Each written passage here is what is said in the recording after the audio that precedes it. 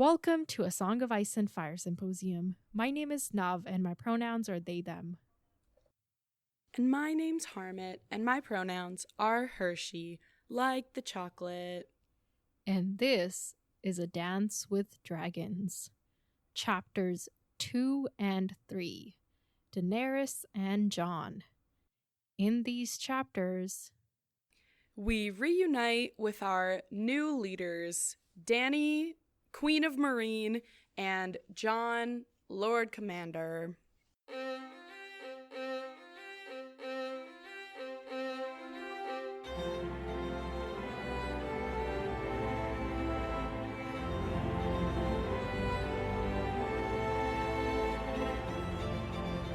welcome to the podcast, everyone. So, Harmit, who died in these chapters? Oh wait, okay. One of Dany's soldier people. Remember his name? Like Worm something? Salt No, Worm? Grey Worm is her, in charge of the Unsullied. Oh. He's the one who's talking to her. Oh, yes. But the one who died was called Stalwart. Oh my god, there's Stalwart Shield. I can't say any W words, okay? Okay. I didn't remember that. But yeah, him. Disrespectful. That guy. Okay, it's fun. It's like there's a lot of deaths, not here, but generally. Okay, there's at least one other significant death in this chapter. Okay, wait, let me remember. This might be the thing again with Tyrion's chapter where things feel old. Okay, wait, hold on, give me a second. No, okay, this was a brand new death. Couldn't be newer. Okay, wait. Like the bones at the end. Brought in a bag, that person. Like a child, basically. Okay, thank you. I was looking for the keyword child. We should never play that game Password or whatever when you're trying to make the other person say the word. Oh my god.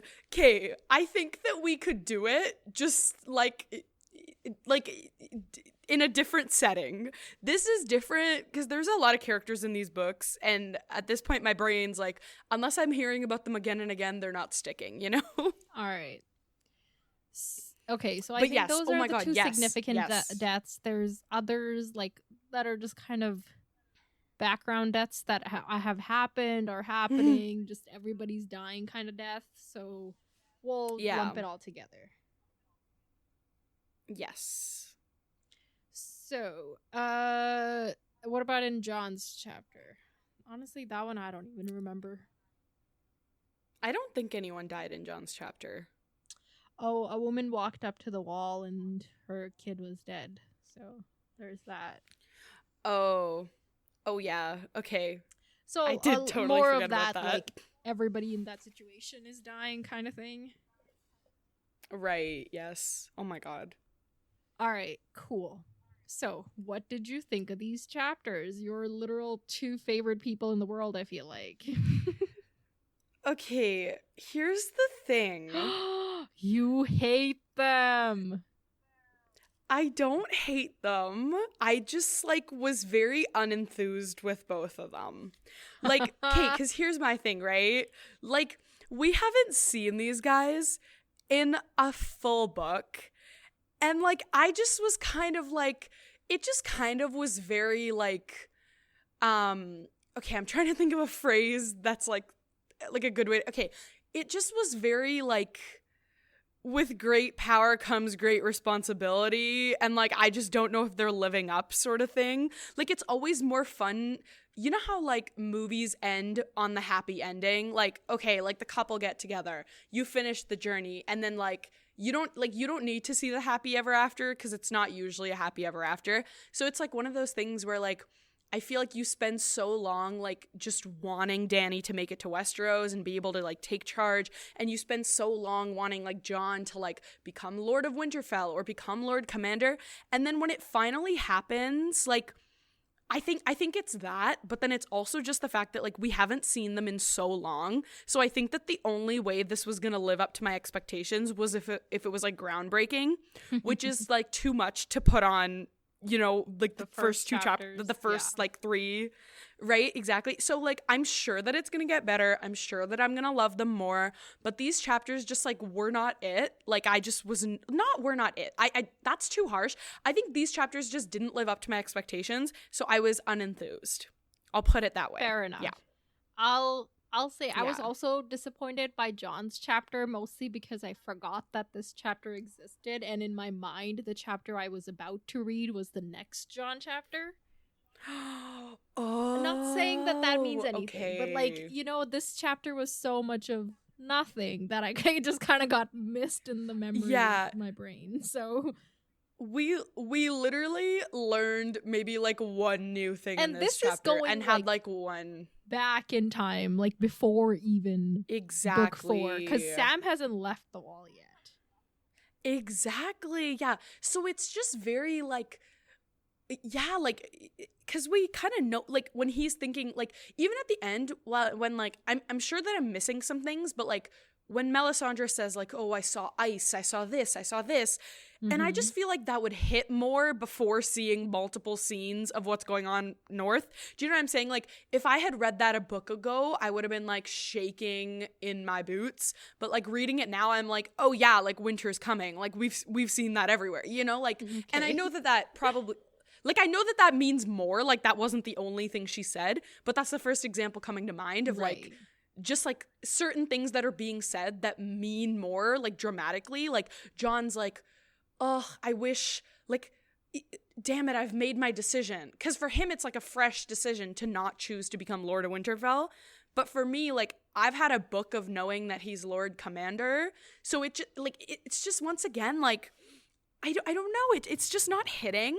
But I'm hoping that, like, you know, once we get into Stride, it'll hit a bit more. Maybe Kate, Emily, and I ganging up on you finally dampened your love for Jon Snow a little.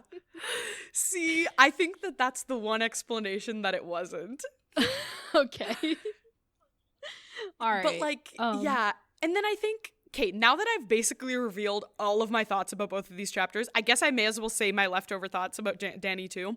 Yeah. Which is basically like, I don't know. I think this is like, maybe I'm like reading things wrong. To be fair, I read these a few days ago, so like maybe I'm like remembering wrong, but I did try to review in the morning today. But like this Dany chapter was just very like, I don't know. She just kind of wasn't like living up to like my Dany. You know what I'm saying? Like, I just don't know if I would like claim this Dany. And yeah, like I don't know. It just was very, maybe it's like, I think like, I don't know, it was the thing of like seeing Dany. I know that like in the first 3 books we didn't see Dany rarely, but it felt like we saw Dany rarely. So I feel like because of it feeling like we saw her rarely, like it just was like more, I don't know, like I always had more expectations from her because she was the only one like representing that area. And like, I don't know, I think I just kind of put her on a pedestal a little bit. And now that she kind of has this like position of power, like, I don't know, I feel like I'm just kind of starting to see like all the things that she doesn't know yet. And like, even she like makes jokes, but then also at certain points like says it and like means it when she says like, oh, like I'm just a little girl, like what would I know about war? But like, I get like, you know, she's right, but in my mind I'm like, girl, I've been following, this is like my 4th book of following you, like get it together, you know? But like at the end of the day she's young. So anyway, yeah, so I think I just like have a lot of expectations of these characters. Both of these children are I think 15, maybe 16 if we're really extending it. So wow, okay, yeah, you know, so like I think you got a cousin that's about that age, so keep that in mind. Right, yes, but like it was still fun. Like I will say these were still like, I still love Jon, I still love Dany. I just didn't enjoy these chapters as much as I was like hoping to, I think, but there was still like good nuggets. So fair enough. And to be like honest, like this is not the exciting part of the book. This is the these people part of the book, you know?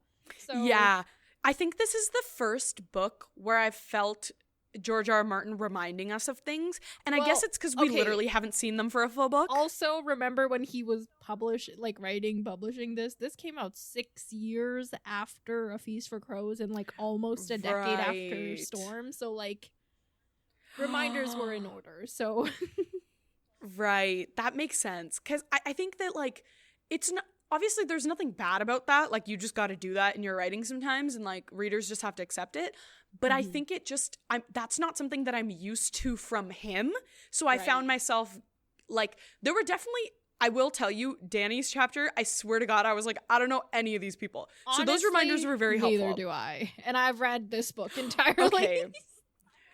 And that's like one of the most validating things you've ever said to me, I think. Like there's honestly, the Marine character is kind of just, you know, there's like the guys I like and the guys I don't, and then they're just kind of like all in groupings. Like I don't really know their names or anything all the time, so no, I get it. I know their names, but like I was like, okay, are we meeting they're not very like distinguished, or had we already met them at the end of Storm? And I was gonna ask you that because I didn't do my homework. Okay, you know what Okay, you know what? We chronicled that last time, okay? What happened? Bygones are bygones. But here's the thing. I kind of agree. Okay, here's what I think. And I know that, like, my opinion is uninformed, but I do believe this. I think that some of them, we definitely know some of these, right? Like, her people that she brought over. Like, we know the girl, like, I mean, like we know some of these people. But yes, but like the Marinese, some of them are definitely new. Like that one lady she describes like green or something. Green Grace, that girl, yes. I would bet like a lot of money that she's new. But I think that's like, I think that the guy who has 6 letters and it starts with an R, that guy, Resnack, I didn't remember. He's got the same first and last name. Come on, how hard can it be? Okay, him we've definitely met before, but I didn't remember anything about him, but I know that we've met him before.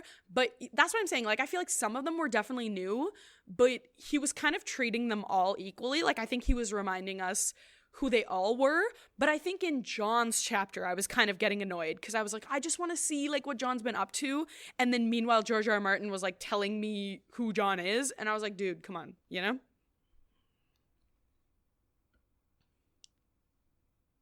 Sorry, say that last sentence again. I'm reading through the last Dany chapter we ever read, so I zoned out. I'm sorry. It's okay. I just was like, okay, listeners who don't know, we've spent like so long combating like technological issues, so I fully was like, my phone shut off, like, you know. No, anyway, this was my brain shutting off, not the phone. Okay, nice. Wait, what was I saying? Oh, what was my lesson? Wait, okay, I was talking about, basically in Dany's chapter, it was good because I didn't remember shit. But for John's chapter, George R. R. Martin kept telling me who John was, and I just wanted to see what John had been up to, you know? Mm-hmm.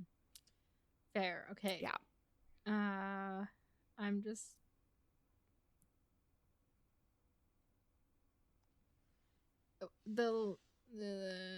we hear from the servant of Cleon the Great from Astapor in the last Dany chapter.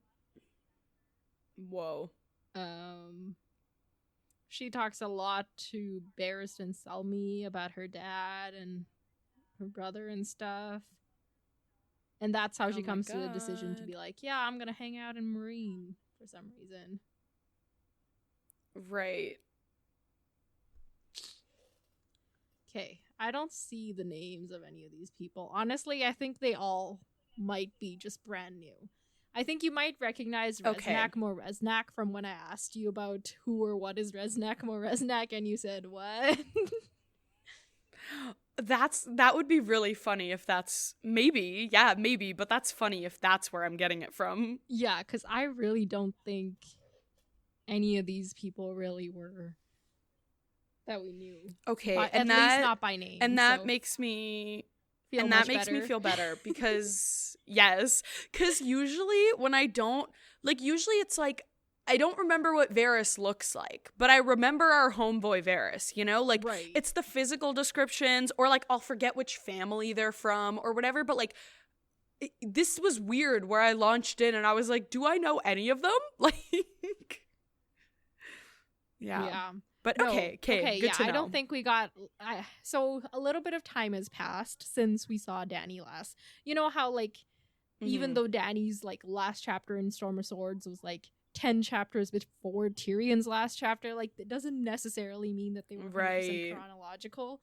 So it seems a little bit of time here has passed where she's kind of, like, you know, gotten to know some of these Myronese people, and she knows their names, and some of them are her advisors, some of them are her constant irritants, you know, so we're kind of being dropped into, like, okay, this is the life Dany's living, and now you get to live it too. Yes. So true. Right. Let's, with 12 minutes remaining to this segment. I'm joking. Am I? Okay. So why don't you summarize real quick anything you remember? Because I think I don't even remember anything. Okay. I'm going to cry because I don't remember anything, but I guess this is a test of willpower and I'm going to try to pass. Yeah, just like word association. Doesn't even matter, okay? Yes. 3, yes. Okay. 2, 1, Daenerys. Okay, I'm gonna work backwards because most important thing was it seems like her dragon ate a child, which is crazy. So basically we find that out. She's been holding court. She's going through like people's like sort of problems, and like we find out all of kind of like the downsides of what Dany did, the upside. Like we kind of just get a sense of like politically what's going on. Like people are rising up against her. People are like slowly killing her people, and now they've killed a soldier. Okay, John, John, basically this chapter, he goes and talks to Sam, but like that's just like a quick interaction, like, hey, and then he goes and talks to Melisandre and Stannis basically is like, oh, you turned me down for being Lord of Winterfell, and he's like, I know, but like I'm also gonna turn you down here. I'm not gonna give these extra castles to you. I can't be known as the Lord Commander, like that's just, I can't do that, like that's against everything. And he's like, oh, whatever. And the Karstarks are on his side now. Oh, damn. Okay. Honestly, well done. I don't mean that sarcastically. Everything I say sarcastically sounds genuine, and everything I say genuinely sounds sarcastic. I need to work on this. It's because I deadpan all of my sarcasm so that when I'm genuine, everything just sounds sarcastic. It's bad. Okay. That's... I'm working... One of the things I'm working on is being more genuine, okay? It's hard. Cool. Because I'm used to making a joke out of everything. We laugh at our pain. It's great. I cried 3 times yesterday. Of course. We'll talk about that later. 3? Wait, what? Okay, I did not know this. No, it's... Wait, remember that event times? I went to and I was like, oh, people feel things. I can feel them too. Dude, okay, I want to hear about this after, but we should get moving because yes. I'm so sorry. I don't know why I dropped into the middle of nothing, but that's me. Like, trying to explain how I'm trying to connect to my like emotions and be more genuine, but how difficult it is for me. Okay. Oh my god. All right. See, this is what happens when we don't yap for 3 hours first and get it all out of our system. It ends up like one of us ends up dropping something randomly in recording and then being like, okay, put a pin in that, like just for the sake of like shock value. I feel like, you know. Shock value. Okay, all right, so Daenerys, she is woken up in the middle of the night because something urgent has come up, and this urgent thing is that one of her Unsullied has been killed. And dun, dun, dun. She's like thinking about like, oh, how her handmaidens are just girls, and then she's like, but they're also the same age as me, so I'm also a girl, but I'm grown. Like it's like this weird weird thing. Yeah. This honestly a very good encapsulation of teenagehood, because you're like, I'm grown, but I'm not. Right? And then like when you are kind of grown, and you're like, I don't want to be any grown. Can I go back to being a child, please? Thank you. Yeah, and it's also that very like teenager. I guess this is an everyone thing, but like specifically teenager thing of like competing with your peers of who's more grown up because of like what you said, like you want to be grown. So it's like almost that coming out too, but it's also just like her experience versus theirs, you know? Mm-hmm. I mean, they've had like I'm not continue. Yeah. Anyway, okay, so she's got these. So she's not the Queen of Marine, but there's this like underground movement. That sounds like the wrong term, because when I think underground movement, I'm thinking of like people that are oppressed rising up and doing things. Right. These are literally the oppressors wanting to oppress back again, you know? Right. These are the mega folks. These are the Make Marine Great Again people. These are not the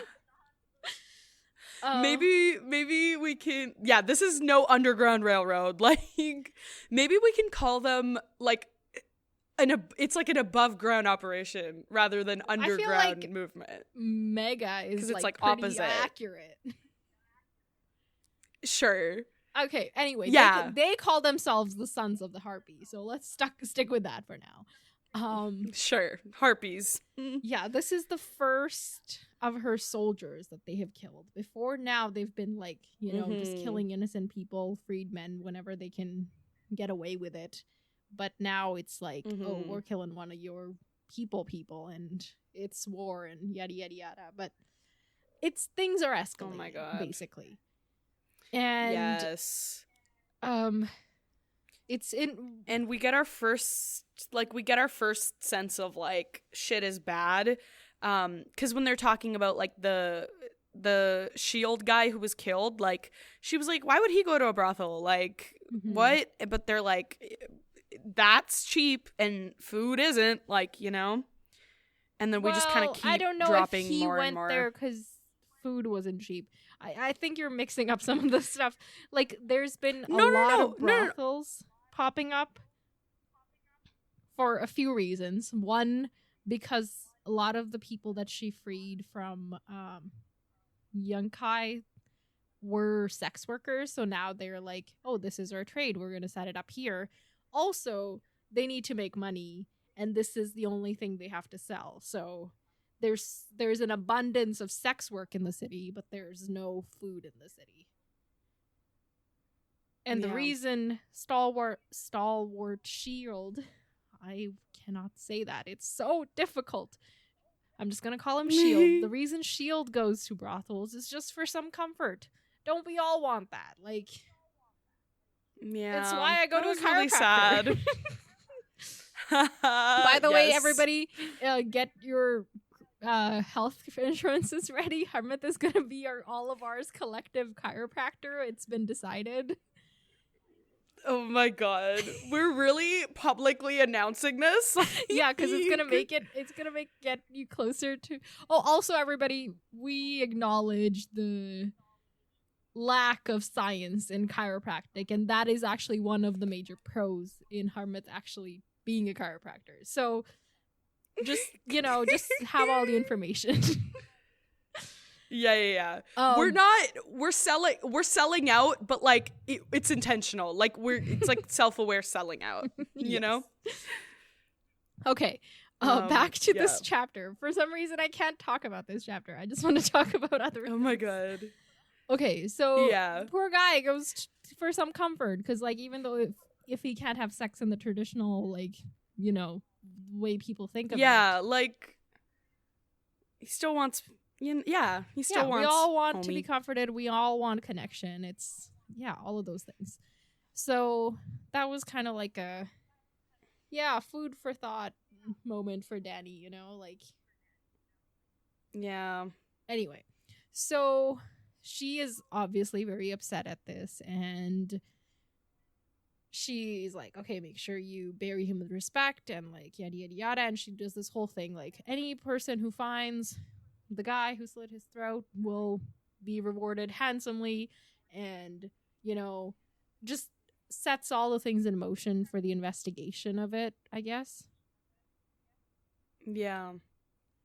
But things are not looking good because the people who are behind, like, who are the Sons of a Harpy, or at least behind, like, financing the Sons of the Harpy, are these noblemen from Marine who have all the money still and are bitter that they no longer own slaves. Like,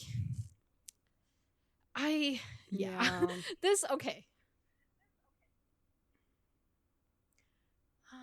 Am I? Yeah. Sorry. I have to assess whether I'm just saying this because I'm tired and I have no filter, or if I'm actually okay with saying this. So let me think. Okay. The Dany storyline in this book is one of the reasons I don't love this book. Really? And the reason behind that is because it puts me in too many dilemmas. It's the reason I got depressed studying human rights. Yeah.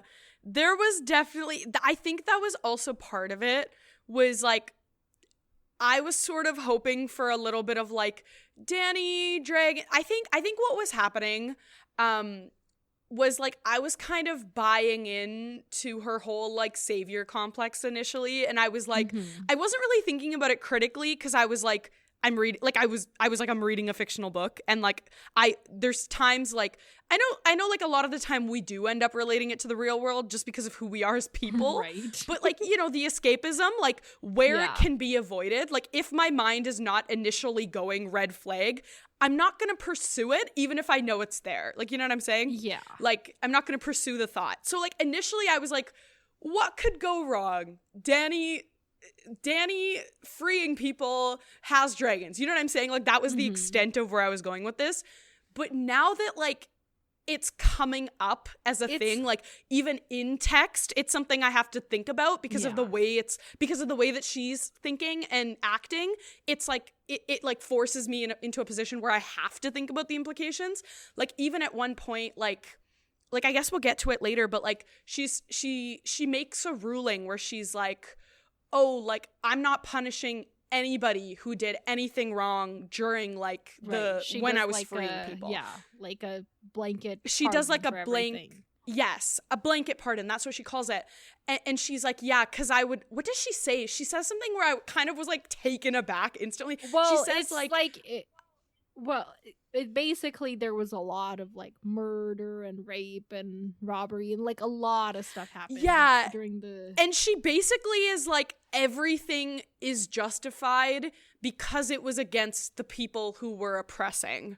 Right. Yeah. And like I'm not gonna let. It's like that's what she says. Punish the freed people for rising up against their slavers. That's what she says. And yeah, like, but it's like she's misinterpreting. Yeah, it's like there's a difference between like defending yourself and like liberation versus like going too far with it, like, you know, and like it's just very like, oh yeah, this is a child trying to deal with these nuanced concepts that can take people a lifetime to understand. You know what I'm saying? Like people fight whole ass wars like before they realize like some of these things. History, and we still don't understand it. Yeah, true. But like, and it's like we're expecting, and like I'm expecting this child to have it all together and have this like completely like perfect perspective on things. But there was just some moments where it just was like, oh, I can't even pretend that this isn't what it is, you know? Which I don't totally love. I think, okay. Well, I'm gonna also try to be hopeful. The whole thing with her, an outsider, coming into this Eastern culture and telling them how things should be. Yeah. While we all do agree that slavery be bad, is she the one who should be the, you know, like the white saviorism thing? And like the, you know, it's hard. Fundamental debate in all of human rights is the universalism versus the cultural relativism, and it's like you can debate that literally to death, and I'm not saying it never gets anywhere, and it's worth debating, but I think this book does too much of it for what I want from this book. Like, I love Game of Thrones for its politics, but this is like politics. Like, this is I'm reading a textbook politics. This is not like Game of Thrones, Tyrion and Tywin politics, you know? Yeah, I think that it's like it takes politics and like it's like the philosophy of politics where you can really get lost and like lose your mind in it, you know? Yeah. Where it's just like you just kind of go in circles debating yourself. 'Cause like it's like, okay, should Dany be doing this? But then it's like, if Dany's not doing it, then she's like leaving them in this position, and it's like, does she have a responsibility to act because she can? But also, if she has a responsibility to act, does she also have a responsibility to act in the best possible way? Like, do you know what I'm saying? Like, she's seeing the fallbacks of the actions that she's taking, but then she's still kind of pursuing them the same way. I mean, I'm also saying this after seeing her, like, in one chapter. Like, who knows what she does later on? But, like, just speaking to this chapter, it's kind of like, even she in her head is, like, acknowledging, like, oh yeah, that kind of happened. That happened as a result of like what I did, or like what like the what are they? Oh, the Harpy people did. But then she's kind of not like, she's not like pivoting or anything. She's just kind of like, oh yeah, that happened, you know? But anyway, yeah, it's a lot. Yeah, I hope that it gets better, good. But you're not. I also just you hear the way I said good. I'm sorry. I like cringed at myself there. You were like, it good. I was like, okay. I guess it's not what I want from this book, and that's why I don't like it. Yeah, I think that like, and I think it's important to have these conversations. I just don't want to have them in this book, basically. But that's all we're gonna do. Not all we're gonna do, but we're gonna do a lot of it, basically. Right. Yeah, I think. Yeah, I guess I'll just say one more thing before we like actually try to move forward in this. It's just like, yeah, like I can see. Yeah, I can see how I could enjoy this, but I can also see how I could feel the way that you feel, where I'm kind of like, okay, you know? But like, I guess I'm hopeful that it kind of, I don't know, because I think, okay, one of the problems that I have sometimes when like serious themes like this are explored is like, it's kind of just like, there's no like conclusion. I guess like I guess it's the part of me that likes things to be tied up nicely with a bow, where like, you know, like when you're dealing with like, wow, like Tyrion like killed his dad, and his dad like, wow, does his dad shit gold? Like at the end of the day, that's not that deep. You know what I'm saying? Like it's like you can get in, you can it's make deep it for Tyrion, but deep. It's not deep like it has like a resonance with humanity. Yeah. Deep. Exactly. It obviously it resonates, like, you know, family dynamics, blah blah blah. Yeah. But at that point, you're kind of like parodying real issues, because like, who is out here shooting their dad on the toilet? Like, do you know what I'm saying? It's so far removed from reality that it's easy to like identify with it when you want to, but then also like escape to it when you need to. But with this, like the issue that I have when authors make it real is when they make it real, but then they don't do it for a purpose. Like, I think that if you're gonna like, I don't know, like I just feel like if you're getting super serious, you gotta have a purpose, because otherwise it just feels like you're like sensationalizing things, and I don't love that. So I think that like, as long as I personally would not accuse George of doing that.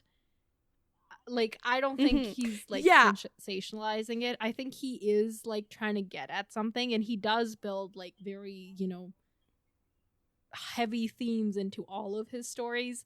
I just think this is an area also, like, remember, like, let's position George once again, this white old guy. Like, we all love the guy. Like, he's given us all of this, but is he the one that should be writing about the freedom struggles of formerly enslaved people in, you know, all of that.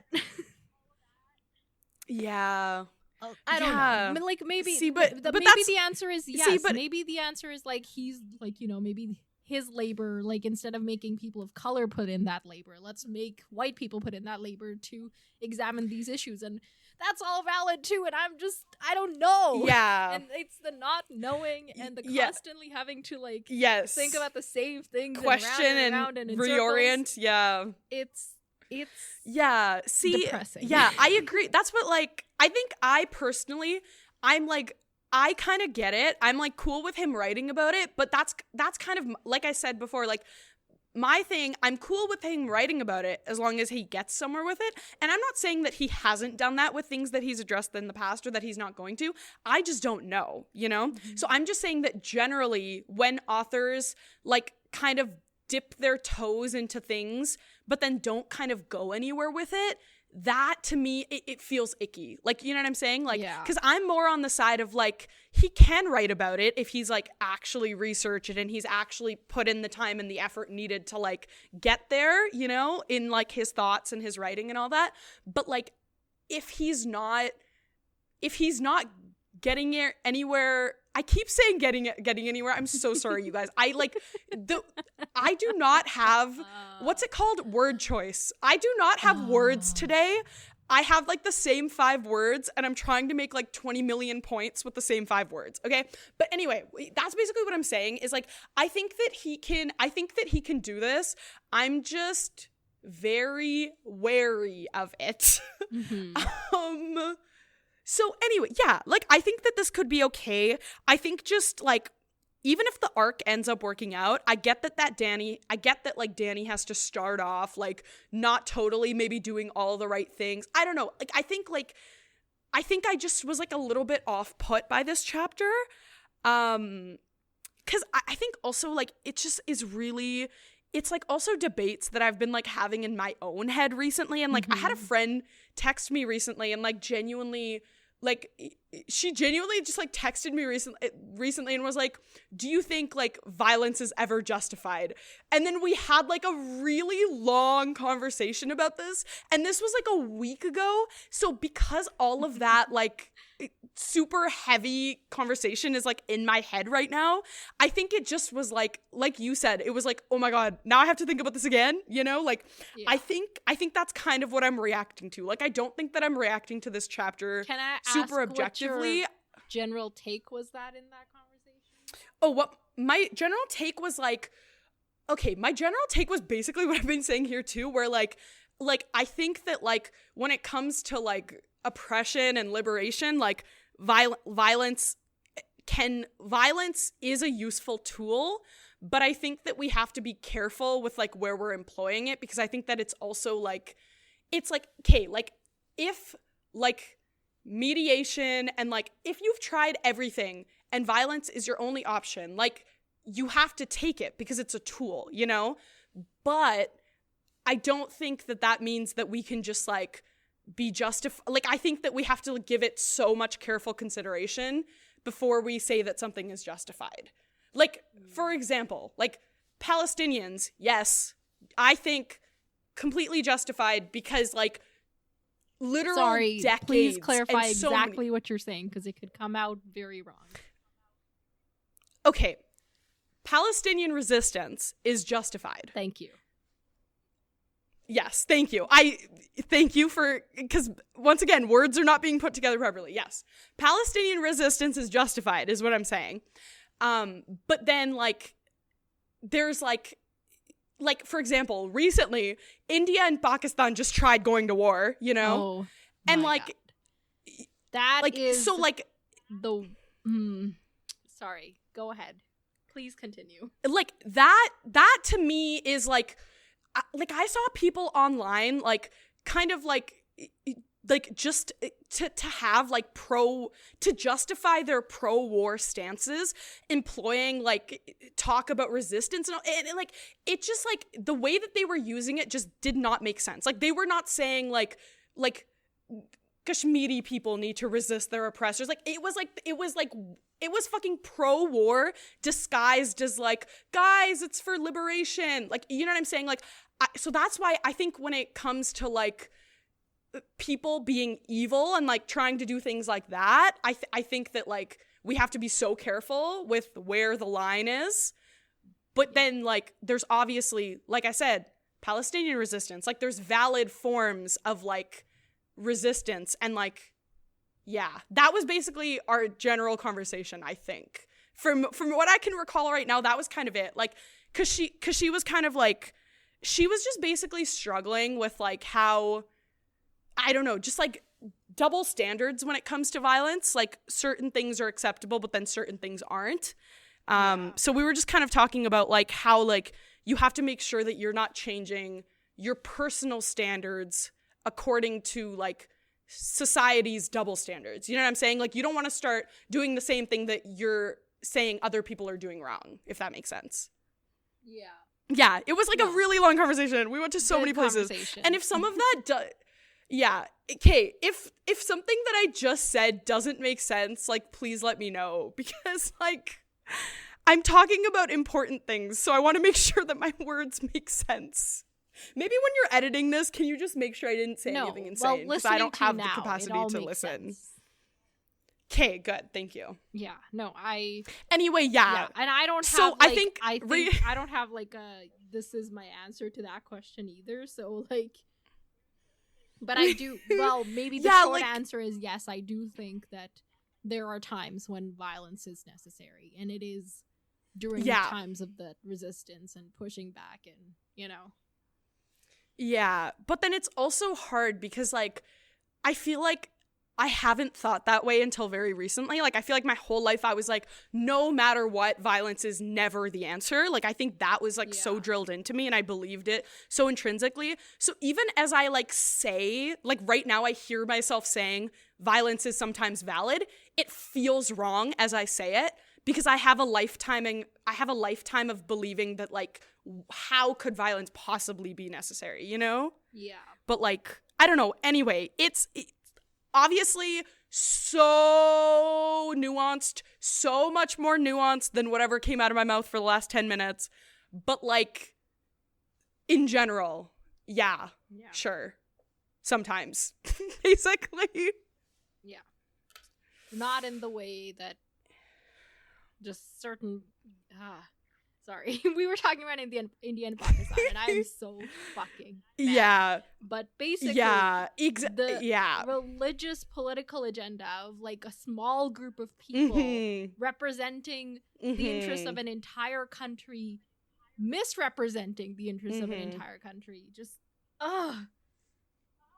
Yes. Yes, so, exactly. No, I don't There think we go. we should, like... Yeah, I don't exactly. think India should have declared war on Pakistan because of the attack on those tourists. That wrong. Yeah. Wrong. Yeah. Yeah. Okay. Let's get back to this book someday. Okay, wait. Yes. So we are so ridiculous as people, the two of us. Me particularly. Yeah. No, it's both of us. Don't worry, it's both of us. We are each other's enablers in sometimes good, but right now bad ways. Yeah, but basically, like, yeah, nuance, so much nuance. This book was getting too real, y'all, is basically what I'm saying. Yeah. And it's just gonna keep getting real, so, like, be ready. That's so great. Yeah. Okay, that's so can we move on from the first page of this chapter? Okay, the first so Dani's thinking about all the things absolutely. Keep going. that are in motion right now. She's like, okay, my Khalasar people are over in the hinterlands trying to find food or something. And Dario and his people, who are the... What's the company's name? You know, Dario's company? Oh, yeah. The fucking, what's his name? Hold on.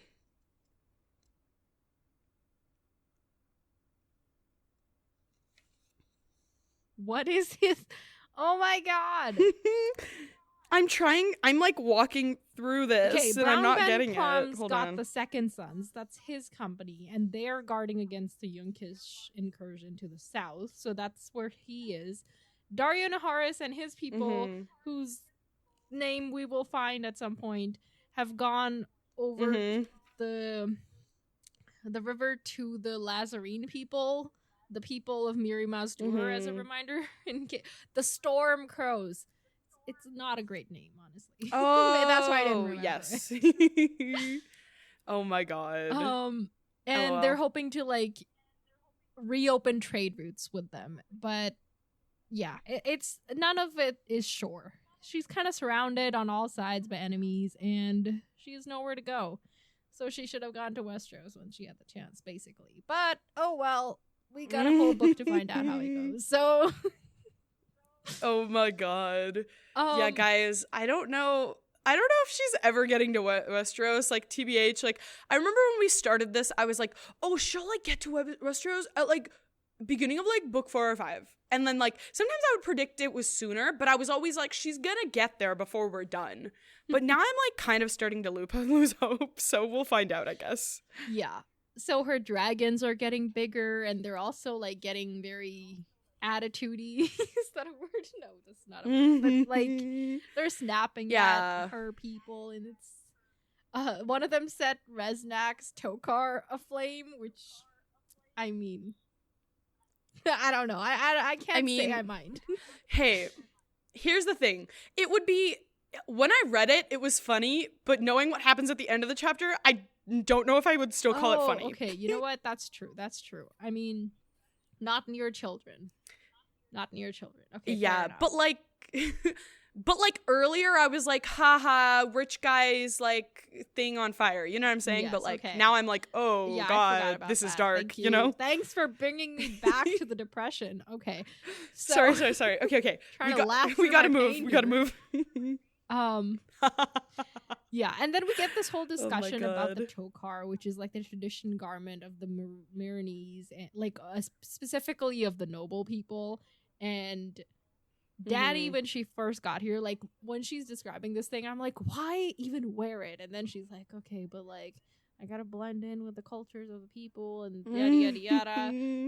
But also, is this not literally a sari? Like, am I confused, or is it a sari? Oh no, a sari is way more practical than whatever this is. So okay, I guess because like I was trying so hard to relate it to something like, that she was like, with a sari, like, not that I've ever worn one, but like the whole thing is like you don't have to hold it up. Like you tuck it in and it's like, you know, you tie it up and it's holding it up itself. With the Tokar, you literally have to be holding it, and it's wound so tightly that you can't take that. That might be true of some kinds of saris. Once again, I have never worn one, so I can't really speak from experience, but it sounds much less practical than a sari. Okay. See, I thought it was just like a modified sari. Like, it's just like, I was imagining like you put on a sari and then you like move it from like your shoulder to the forearm, so it's kind of falling all the time, and then you like, you know how in like cartoons you can just like tighten a string and then the person goes sprinting and it's supposed to be like practical humor. I was imagining like that. I was imagining like you can just like tighten it and then like leave the drape down, you know? Okay, interesting. But like, anyway, I was imagining more anyway, like, continue. What are the in ancient Greek people? Oh yeah, like like they're. I don't know. We're both forgetting now. Well, everybody knows what we're talking about, but more along those lines. But like, once again, less practical, you know? Okay, right. I guess that makes more sense. Yeah. The whole idea behind it is that it's supposed to be a sign of wealth and power, because you can't get any real work. You ain't gotta do shit. Yeah, so it's like, you know, when it was cool to not have a tan because it showed that you didn't work in the farms, but then it became cool to have a tan because it showed that you could lounge around on the beach and everything. It's so stupid. Yeah, it's too much. We need, like, come on. Which why is are we why like this? Never do what other people are doing. Do what you want to be doing, because what other people are doing changes. Yeah, guys, like overnight, every day. Yeah, it's too much. It's too much. Like, it's fashion, it's hair, it's everything. Like, people are so annoying. And then they're like, why aren't you doing this? And I'm like, because I don't fucking want to. Like, thank you. Like, yeah, sorry. Okay, moving on. I need to welcome not to this open my mouth. episode of Anything But A Song of Ice and Fire.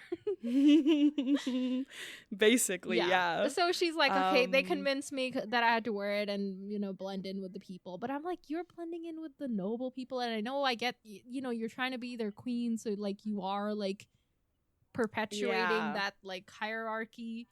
So it makes sense. But I'm like, maybe find something that I know there's like no middle class in this, but like, you know, where's something that somebody can wear to the docks? I don't know. Just right. Yeah. Like, if you're really trying to be one with the people, maybe think about which people you're being one with. Exactly. And she it's this difficult balance, like, because she does the people, you know, the slavers, they are still, like, they still have their money, like, they don't have the free labor that they were getting before, but they still have the money and the power and the, you know, the big pyramids and everything, so they still hold a lot of power. So she does need to appease them or keep them, like, under control or something, you know. But yeah, it's hard. Like, when she gets into the, like, you know, after this, when she, like, actually gets to court and she's kind of looking at how, like, all of the, like, freedmen versus the slavers are, like, all kind of, like, sitting really, like, they're kind of clumped against, like, a far from one another. And, like, she's kind of thinking about that, and she's like, yeah, and she says at one point, like, they'll never, like, the city will never know peace until, like, they cannot do that anymore. Like, they can kind of, like, unite. And then they, like, and then she, like, gets, as she walks in, they all kind of stand to, like, bow to her or something like that. And then, like, she's like, oh, at least they do that all together. So she's kind of just, like, thinking about, like, how they have to be united, blah, blah, blah. But it was, like, once again, I'm kind of two minds. Like, literally the same thing you said, where it's, like, sure, but, like, I feel like it's more on the slavers to, like, you know, kind of rectify that relationship. Like, it's not like an even thing, you know? Like, I get what she's saying. Like, you know, there's constantly going to be conflict unless this can be resolved. But at the end of the day, like, that's not on both groups equally, you know? So, yeah. Yeah. Just something I was thinking about, I guess.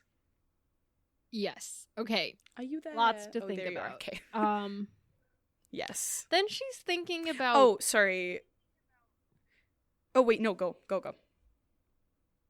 Oh, me go? Okay, sorry. I can't see your face today, so it's hard to tell what's happening. Yeah. Fair. So, what are we doing? Okay, she is thinking about... What is she thinking about? Hang on. There's, like, I have a lot of highlights, but Okay, so she's wearing her... thing, and she's wait, I will say, while you're looking, I have a thing from before we hear all about the garment. It was just, like, when she was talking to Selmy, one of the things that I did enjoy was I do like Selmy kind of being, like, an advisor to her. Yes. You know, and, like, kind of, because I had kind of hoped for that, and then I'm glad that, like, we are actually getting to see this.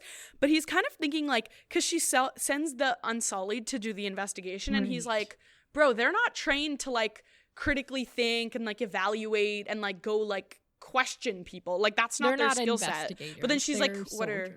Yeah, they're not investigators. Yeah, like, what do you want? Like, but then she's like, what do you want me to do? Like, I ain't got nobody. Yeah. And I was like, that's kind of true.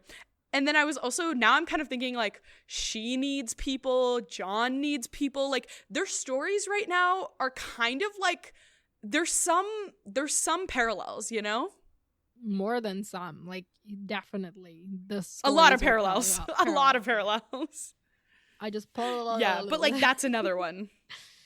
Okay, so I figured out. So she's, like, talking about how uncomfortable this piece of clothing is, but then also how she's gotta, like, wear her, big heavy crown, but a crown should be heavy because, a crown should not sit easy on the head kind of thing. And then she's remembering, I think it was one of the Aegons that said it, but there's so many Aegons. And then there was that kid, my brother's kid Aegon, and I would have totally married him. He was closer to my age than Viserys. Like, just the casualness of such thoughts, Oh, God. Yeah. The classic Targaryen. Yeah. And then she's remembering the how stalwart shield, she's remembering him, but also remembering the children, the 163 children that they had nailed to those mileposts, and how she had retaliated by nailing just as many masters in the city. Did we see that in the last book, or is this the first mention? I think we saw that in the last book, right? I don't remember it, but sure. Okay, well then this might be the first mention, but yeah.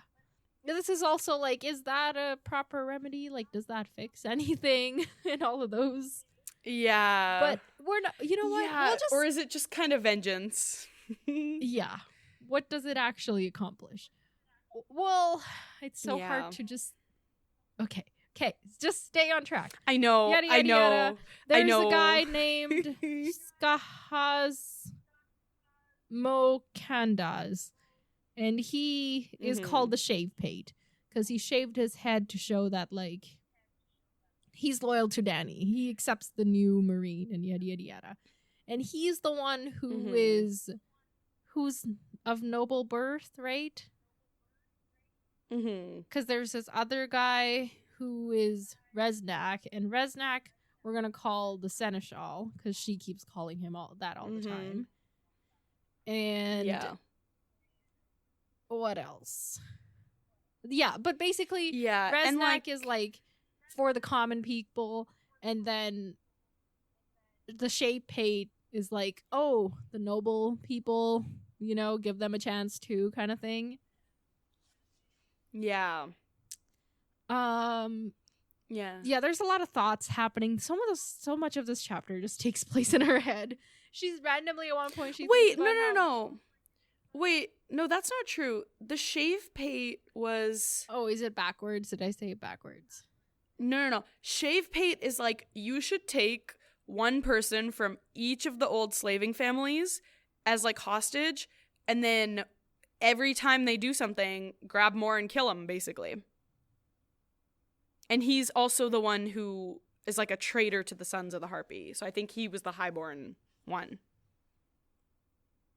No. Yeah. No.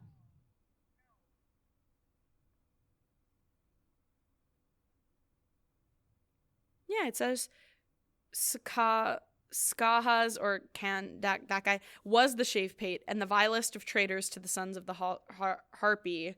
And then he's like giving his opinion.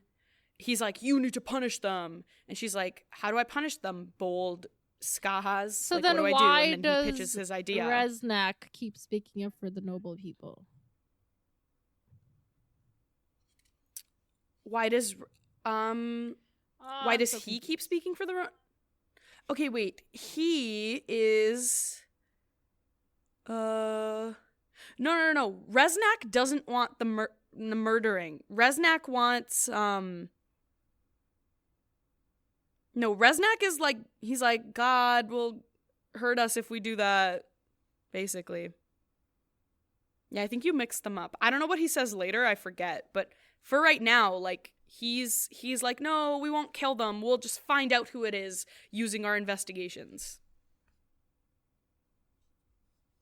Yeah. Okay, so the Shave Pate is against the noble people. Resnak is for the noble people. Yes. Unclear how they came to be in those positions, really. Yeah, something like that. Also, I'm sure somebody will clarify for us, and let's not waste more time. Yeah. On that. Okay, so yeah. Also, like she mentions, like, even though like people have been freed, like some of them have literally been hired back as servants at like the lowest wages imaginable. So like even like the one thing that we like really accomplished was not like totally accomplished. Yeah. So that was I didn't enjoy reading that. Yeah. Yeah. And then like, you know, like just like, so now there's like even more people on the street, and then there's like even more fighting, and it's just like not a good time. Yes. Okay. And while she's talking to her advisors, she's questioning them because she's like remembering how the Undying told her that she would be betrayed 3 times, and she's like, Miri Mazdur was the first, Jorah was the second. Are one of these gonna be the third? Like constantly that's running through her head. At one point she's like, yes. And so one of them mentions like, women do not forget, because there's like a house of noble women who are like out for Dany's blood. And she's like, no. And the usurper's dogs will learn that when I return to Westeros. And I just laughed at that. And I was like, oh yeah, when's that going to be? Tuesday? Just anyway. Stop. Tuesday's so funny. Yeah. So then she goes down to her court and people are lined up. There's like a lot of... Okay, so there's a lot of petitions. We're not going to go through them all one by one. Just like there's a guy from Astapor on behalf of Great Cleon who has restored slavery to Astapor. The only difference is that the former slavers are now the enslaved people, and the former enslaved people are now the slavers. So, yay for progress. Oh my god. Girl! Like, and this guy wants to marry her, and it's this, it's just all bad. Yeah, and his proposal to her, like other than the marriage proposal, is let's both gang up on Young Kai, and she's like, how about you feed your people first before you gang up on Young Kai? And that's her response to that. Yeah, like. Yeah, I don't even know what to say. Like, this was just so, like, you know what? As I go back to this chapter, now that I'm not working off the memory of several days, now that I'm actually, like, looking at it, I think that part of my frustration at everyone else was also just being directed at Dany, because sometimes you just gotta be mad at the person in charge. Yeah. Because, like, people also be wilding in this chapter. Truly. So, and she's having to deal with it. Yeah. Then comes his Darzol Lorak guy, and his deal, he's like one of the rich noble people, and he bought up all the shares of the fighting pits when she shut them down. So he bought low and is hoping to sell high, basically. Dude, this is what I'm saying. This is too real. Stop. Oh my god. This is what I'm saying. This was getting like way too real. I was like, these are the things I hear about every day. And now I'm like, you know, this chapter was getting too real, guys. Yeah. So this guy has already seen her 5 times, and she's like, okay, I've heard you 5 times. Have you brought new arguments? And he's like, nope, dude. Old arguments, new words. So at least he's like willing to admit. And then she's like, save your words. Let me tell you your argument. And his whole thing is like, oh, it's a part of the tradition. And then the people who fight are actually honored. And also, like, we all make money. Like, that's his, like, argument, basically. Yeah. And they, like, if they're sentenced, like, they get one last chance for the gods to defend them, right. You know? All the quarrels. Yeah, exactly. All that. Yeah. But it's not addressing the fact that, like, these people were enslaved and forced to fight in these pits, you know, like, all of that. So basically she's like, nah. Yeah. But also, while she's like, nah, she's like, oh, people have been telling me to marry one of these nobles, and this guy isn't too bad. Like, what? Oh my god. That's funny. She throws me sometimes. That's what I'm saying. It's like, there's like moments where you're kind of like, this isn't a 15-year-old, and then there's moments where you're like, Dany, literally what drugs did you accidentally smoke today? Like, what is happening? Yeah. And I was just gonna say, I think we have the clarification, because at this point, Reznak also is like, hey, remember, we get to take some of it as tax. So 100% Reznak is like, rich, whatever, you know? Yes. Yes. Or like just keeping with the status quo vibes. cool. Yes. Okay, I agree. That makes sense. Thank you for clarifying. I'm sure there were many people yelling at me. No, it's okay. No. It's true. But bro, usually I'm the one yelling at the podcast I'm listening to, so I completely understand, and I know how frustrating it is. And no, I will not do anything to better it. So it's okay. I also think that that's part of the process. It's like I don't know. It's fun to watch. Okay, now we're getting meta. Continue.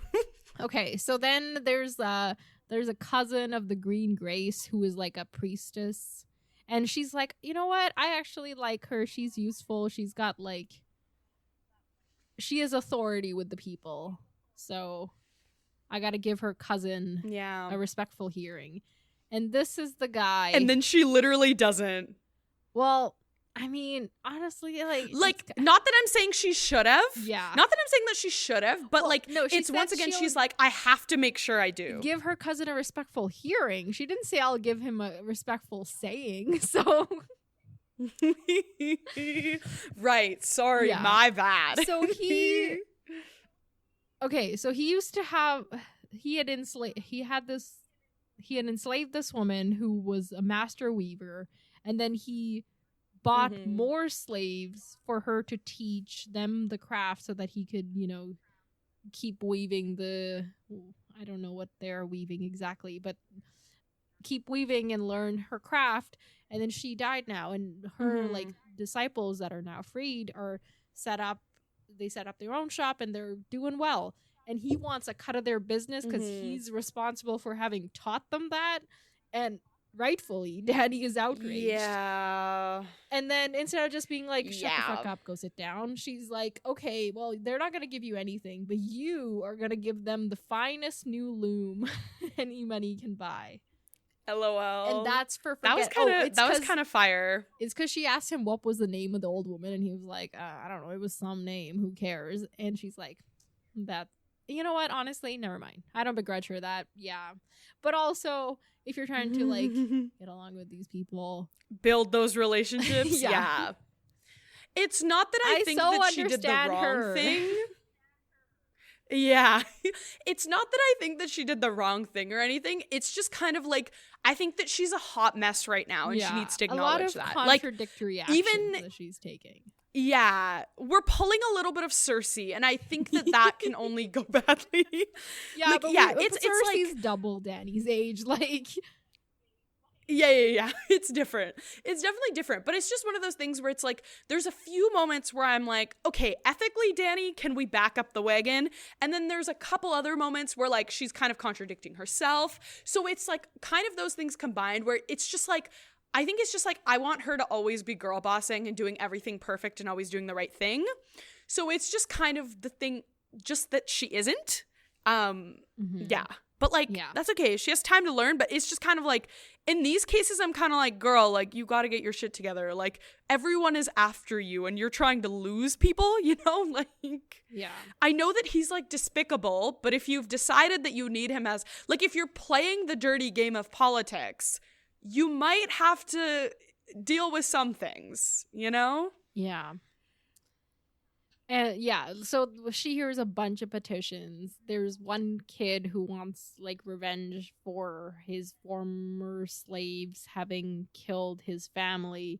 But once again, like, not once again, but this is where she remembers the blanket pardon she gave for everything that happened during the sack. So she's not gonna like prosecute them. And he leaves very unhappy, and she's like, there goes another son of the Harpy. So it's and then it's like petition after petition. She doesn't even like stop to eat. She just gets somebody to like bring her some things to nibble on. And at this point, I'm like, girl, delegate. And but she then says to myself, I'm like, but to who? So then I just shut up because there's no good answer. Oh my god. Yeah, even Barristan was like, girl, you gotta. And she was like, nah, there's too many, and I don't trust. There's too many, and I don't trust any of them. Yeah. Yeah, I don't know. It's hard, but honestly, then, like, Barristan and Missandei, the little girl. Her. I think they like, not saying that they take on the entire ruling of the kingdom, but like together the three of them could like really, you know, get some stuff. do some yeah, like each of them gets sure. like a department, and like that's the kind of cases that they deal with. I don't know. Okay, so right. Department. Yeah, she has this line. She says, "I'm queen over a city built on dust and death," and that was kind of disheartening. Yeah. She that at one point she's like trying to get comfortable, and she like kicks off her shoes and sits with like one foot tucked beneath her beneath herself, and another leg swinging back and forth, and it was giving like so much of like child imagery, you know. Right. Yeah. Right. Oh, absolutely. Like, yeah. If you want to be reminded that she's a child, like think of this image, and it's exactly like I don't even see a 15-year-old. I see like a 7-year-old. Yeah, literally her being like, it was not a very regal pose, but she was tired of being regal. Like that is very like 11-year-old tries to cosplay ruler and then is like, I need a nap, you know, like. Yeah. So at towards the end, they get to the people who are coming to claim compensation for the animals that her dragons ate. Yeah. And there seems to have been an uptick in these claims ever since they were like, oh yeah, you know, we'll pay for them. But she doesn't want to like, she knows some of them have got to be genuine. So she's like, okay, from tomorrow, everybody's just got to swear that this really happened in front of the gods, and then they can come claim their things. Which I'm like, the people who are gonna like scam this aren't really gonna lie care or about the just gods. gonna Exactly. But you honestly, know what? There's some very religious people that do be scamming the world, so I don't know. but I guess like in universe this makes sense. See, in those situations I never know if they buy the religion or if they're just using the religion. Okay, we're not getting down this path. I think okay. Yeah, that's to myself. I think sometimes I think that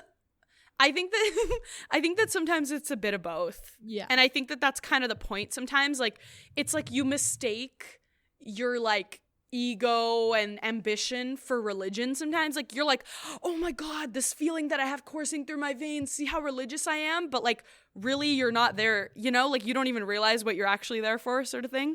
Yeah. Okay. So but also I was gonna say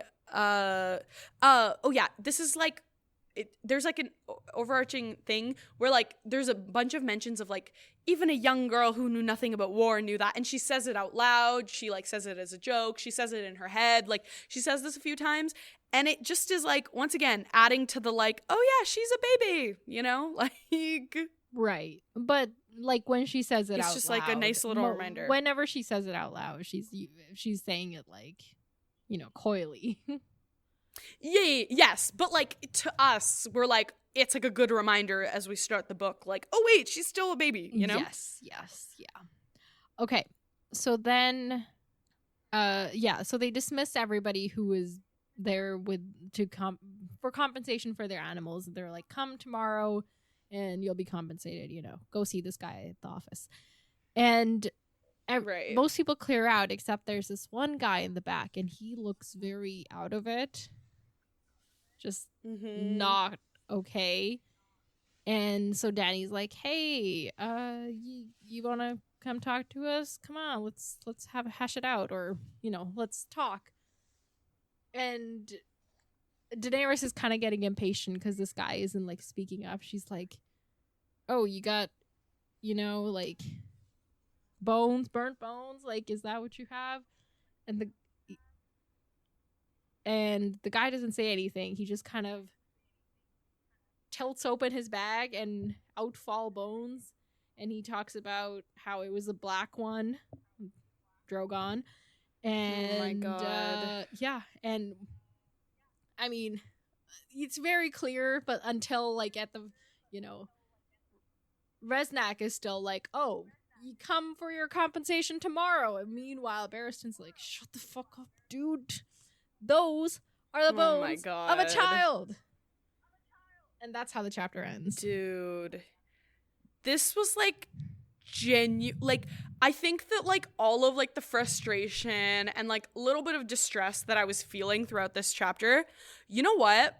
I think that like this happening just completely like cemented all of that in my mind. You know what I'm saying? Like I think this kind of like set the tone of the whole chapter for me, even though this happened at the end. You know? Right. I think this is like was like it's like a shake up at the end of the chapter. Like we're so caught up in all these like theoretical things, and then here's a guy literally with the bones of his child, like, my kid is dead. Like, and it starts with that same thing too, but we get lost in the in the thinking in the middle of the chapter. We get lost in the sauce. Yeah. Yeah. A little bit like us all the time. Yeah. But it's like, yeah, it's because it's like, and it's like, it's what's really good about it, I guess I should also praise this chapter for what it does do well, is it's like our experience is mirroring Dany's experience too, where like at the beginning she's really distraught over that guy, and she's like, oh my god, like this was like my soldier, like we're gonna honor him, we're gonna make sure we remember him, you know, like all of we're gonna investigate, we're gonna get justice for him. And then she gets kind of lost in the sauce of all the claims, and she's like, oh, being a ruler is so hard, I need a cushion for my butt, like, you know, she says that at one point basically, and then like now it's kind of like coming back to like the reality, right? And like I'm interested to know what her reaction's gonna be here, because her reaction at the beginning death was so strong, you know? Right. So that's gonna be one of my questions. How do you think she's gonna deal with this? Like, Drogon's eating babies. Like, you can't let that continue. I don't know, because like I don't know, like. Because she did say she was like being neglectful, but like, yeah, she's like, I don't know if for them anymore. Which I'm like, yeah, but I don't know if this is, I don't know if this is a problem. Like, is this a problem we can solve with nurture? Is this like nature plus nurture gone wrong? I mean, like, you gotta like do some training, like, you know? Yeah, but but like, I'm just thinking like, is that gonna work? Like, is she gonna have to deal with the reality of like, do I let this go on? And like, am I like, because this would not be very Dany, but it other people would totally do this, where it's like, do I now use this as a weapon? Like, or do I kill my dragons? Like, what do I? She does talk about how they're getting like, what do you soon gonna be big enough to like actually hold her, and she can fly on them. So, right, I don't know. Like, I like definitely first step is not like kill the dragon, because like maybe this can be, you know, like if this has happened once and we can stop it and it can be okay, but it's definitely like, oh, this has made it to the top of the to-do list, you know what I'm saying? Right. Like, maybe tomorrow we're not holding court, we're training dragon, you know? And maybe like the delegating is even more important now, like maybe she has to get some people Dance with Dragons, maybe, you know. Oh my god, wait, I totally forgot that that's what the book was called. Thanks for the reminder. Okay, so I guess maybe one of the interpretations of dance can be like trying to figure out how to dance together, like, you know, like maybe it's like a clumsy dance and you have to figure out how to make it be graceful. So I don't know, maybe that's one of the things, is like learning how to do this ethically, like, I guess, for Dany. Right. I don't know, but it definitely puts a damper on like the vibes of like dragon, you know? Yeah, it's kind of like, can you ethically have nuclear bombs? Like, you know? Yeah, even if the nuclear bomb is really cute and like fun, and it's like your family history is like nuclear bombs, you know? Right, like exactly. Like, I don't. Yeah, see, this is what I'm saying. I don't like it when it gets real. I like being able to go, haha, she's raising dragons. We're gonna be so tired of it. Okay, you know what? I think that like, no, it's actually good. That, like, I think talking about it is going to relieve some of that pressure of like reading about it on your own, or then just having to sit with it, you know? And I think it's going to be better now that I know this is happening. It's like when you open book one and you're like... Yeah, I don't mean to, like, it won't? dampen your You're saying it excitement. Won't? But, like, this is going to happen No. Like, by even saying that this is part of the book that I don't like, I was afraid I would dampen your excitement. But I'm more excited to cover it with you than I am to just sit with it on my own, you know? Yeah, and I think that it's, like I said, I think that this, like, it opens up a can of worms, but it's a can of worms can also be an opportunity. Because like I said, if George R. R. Martin pulls this off, like, as hard as it could maybe be to read sometimes, it could be, like, really meaningful and wonderful, you know? And, like, also, like, if this is the end of the books, like, for what we're getting, like, maybe it could be, like, a really meaningful way to, like, end off the arc. But a can of worms is a can of worms, and there's just a lot of ways that this could easily get really, like, I don't know, I just feel like it could put a damper on things, like, if, I don't know, but I'm just hopeful that, like, it's all gonna work out as we're, like, kind of getting through the sewage of it, you know? Right, okay, very vivid imagery there, okay. Okay, I'm not gonna ask you exactly what she's gonna do, because, like, I don't think even George knows what she's gonna do. Like, you know, like it's, but yeah, like maybe I think just like maybe choose one of the above. Like, do you think she's going to, like, with this conflict brewing in Meereen, you know, outside of her dragons, with the people, is she going to try to appease, you know, the people that are against her, like the Sons of the Harpy? Or is she going to go, like, aggressive attack? Which do you see her? Okay. I think that it'll be... See, it's tough. Because I think, like... Normally I would say I think she's going to try and strike some sort of balance. Like, strike some sort of deal, like, figure it out sort of thing. You know what? I think that she will. I think that, like, she's gonna, I think that, like, this sort of really big thing happening might, like, sober her up. Because I think what's happened probably is, like, these few months or weeks. I think she's gonna, like, be, like, make a public announcement to the Sons of the Harpy, or, like, go to where they're staying or something. Like, I think there's not go to where they're staying, that's crazy dangerous, but, like, some sort of, like, summon them and be like, is there something we can do here? And if not, then I do wonder if she's gonna take that violent route of, like, hostages, like, grabbing some of their people, assuming who she thinks is part of it. Okay. Cool. Like, I think that maybe she might. If that falls through, then the violence. Maybe, yeah. I guess, like, I don't know, maybe my creativity isn't working right now, / maybe it never does. But, like, I just can't think of much else. Like, no. So she tries, like, peacemaking.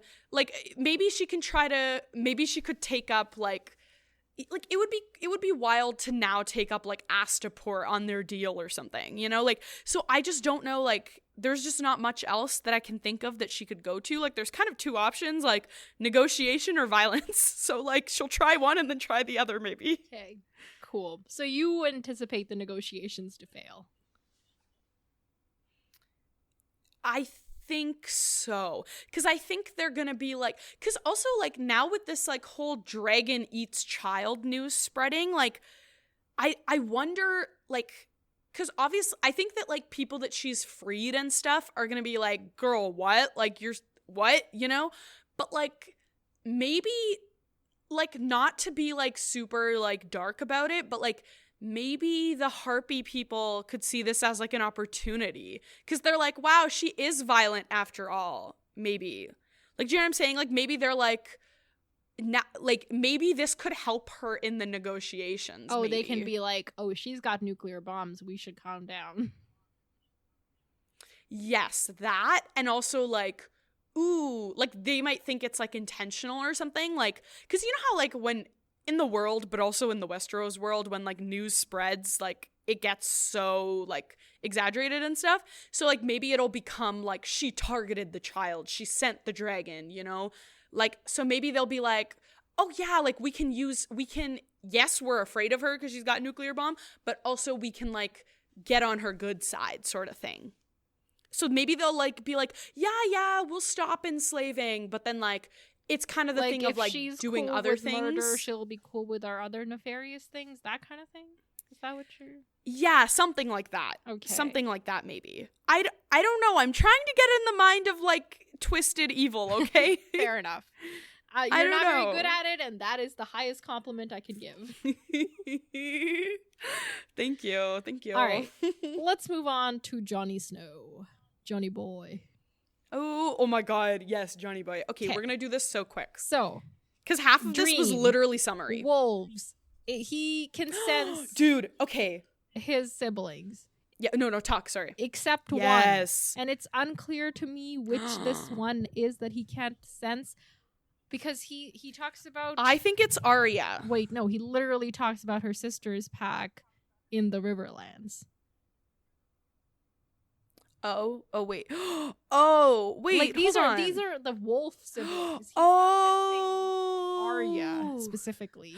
Wait, you're right, he does. Oh, sorry. I totally... Because that was like first, second paragraph, and I like breezed through that. I was like, oh yeah, his siblings, they're doing stuff. Oh yeah, that's literally Arya's pack. And he talks about his black fur brother, which is Shaggy Dog. And he also talks about his brother that's beyond the wall now. And I think it's the one beyond the wall that he can no longer sense, because like there's no others left, you know? Like, right. But isn't Summer... Because Summer is, and then like a paragraph later he says, that was where his brother was. The gray brother who smelt of summer. Right, but I think like he always smelled of summer.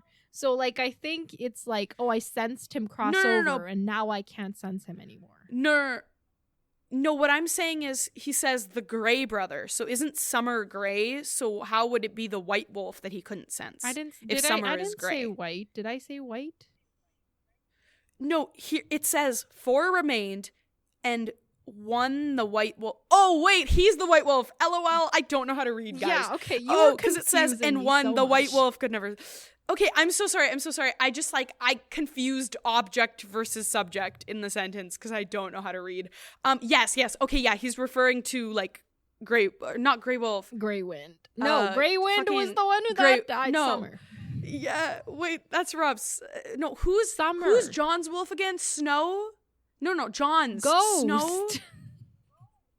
Ghost. Yes, that's his name. Ghost. Let's do a who's who of the wolves, okay?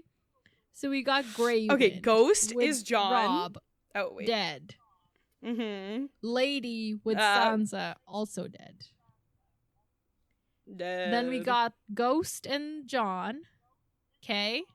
Mm-hmm. They're now at the wall, like we know them. We got Arya and Nymeria. They're both alive, but in very different places in the world, remember? Yes. And Bran and Summer, now beyond the wall. And Shaggy Dog and Rickon, last seen with Osha, now question mark. Could it possibly be Rickon that he can no longer sense? Like maybe something happened to Rickon. But he literally senses in that same paragraph that he senses Arya. He senses Rickon as well. Oh my god, I really a wild didn't read rain that lashed paragraph. down upon his brother's black brother's back as he tore at the flesh of an enormous ghost. Like he's literally Got there, it. you know. And same thing with Nymeria. Got it. So that's why that makes me think, okay, he can sense both of those. So the only one he can't sense is Summer. And I'm like, is it like wall magic? Like if you're on the other side, you can't sense, like, you know? Right. Okay. It's the only thing that does make logic sense. Wow. closest to logic. Yes. And then in this dream, as Ghost is prowling around, he like the moon is calling snow to him. and it turns into the Raven, Mormont's Raven, calling Snow to Jon, and oh my god, it's his wake up call, dude. You know what? Wake up call, literally. You know what would be so cool? Is if he could eventually one day skin change into this Raven. Jon could. Yeah, like after he discovers his wolf. Skip Ghost altogether and just. Sorry, after he discovers a wolf. Like, what did you say? No, sorry. After he figures out how to do it with Ghost, then he can move up the ranks. Okay. Right. Like one day. Exactly. You know? Right. Okay. Well, Varamir did tell us that Jon was a strong warg. He just hadn't figured it out yet. So possibilities exist. Yeah. And like he's getting closer and closer because he mentions that the wolf dreams had been growing stronger and now he can remember them even while he's awake. So this to me is like he's almost there and we just gotta wait and hope that it happens before the end of this book. Right. Okay, so Ed is there because Ed is his steward, I think, currently. And I love Ed. Ed is the best. And he's like, they'll prune you when you least expect it. And Jon like suggests some things. Then he's like, actually, we have none of those, but here's what we do have. And of that, don't have this, but I'll bring you this. He's so I love their little back and forths. Yeah, because Jon is basically like, get me roast Raven, because he's like, you know, fake angry at the Raven. Right. And then like he's like, they'll prune you when you least expect it. Like it's just like, because he's like talking about the dish and he's like, oh, it's what he made is all good except for the prunes. And then he's talking about how he doesn't like prunes. And it's just like, he's just so fun, you know, like take my mind off the world, king, you know? Yeah. Okay, so Jon. And then also he's like, oh, yeah, go. Oh, well, I'm moving on. So if you have something to add. I think you're going to move on to what I was going to say. But, like, because Jon asks, like, any trouble from the stockades last night? And then he's like, not since you put guards on the guards, my lord. And, like, once again, just, like, a fun little witty. Yeah, that's what I was going to say. Right.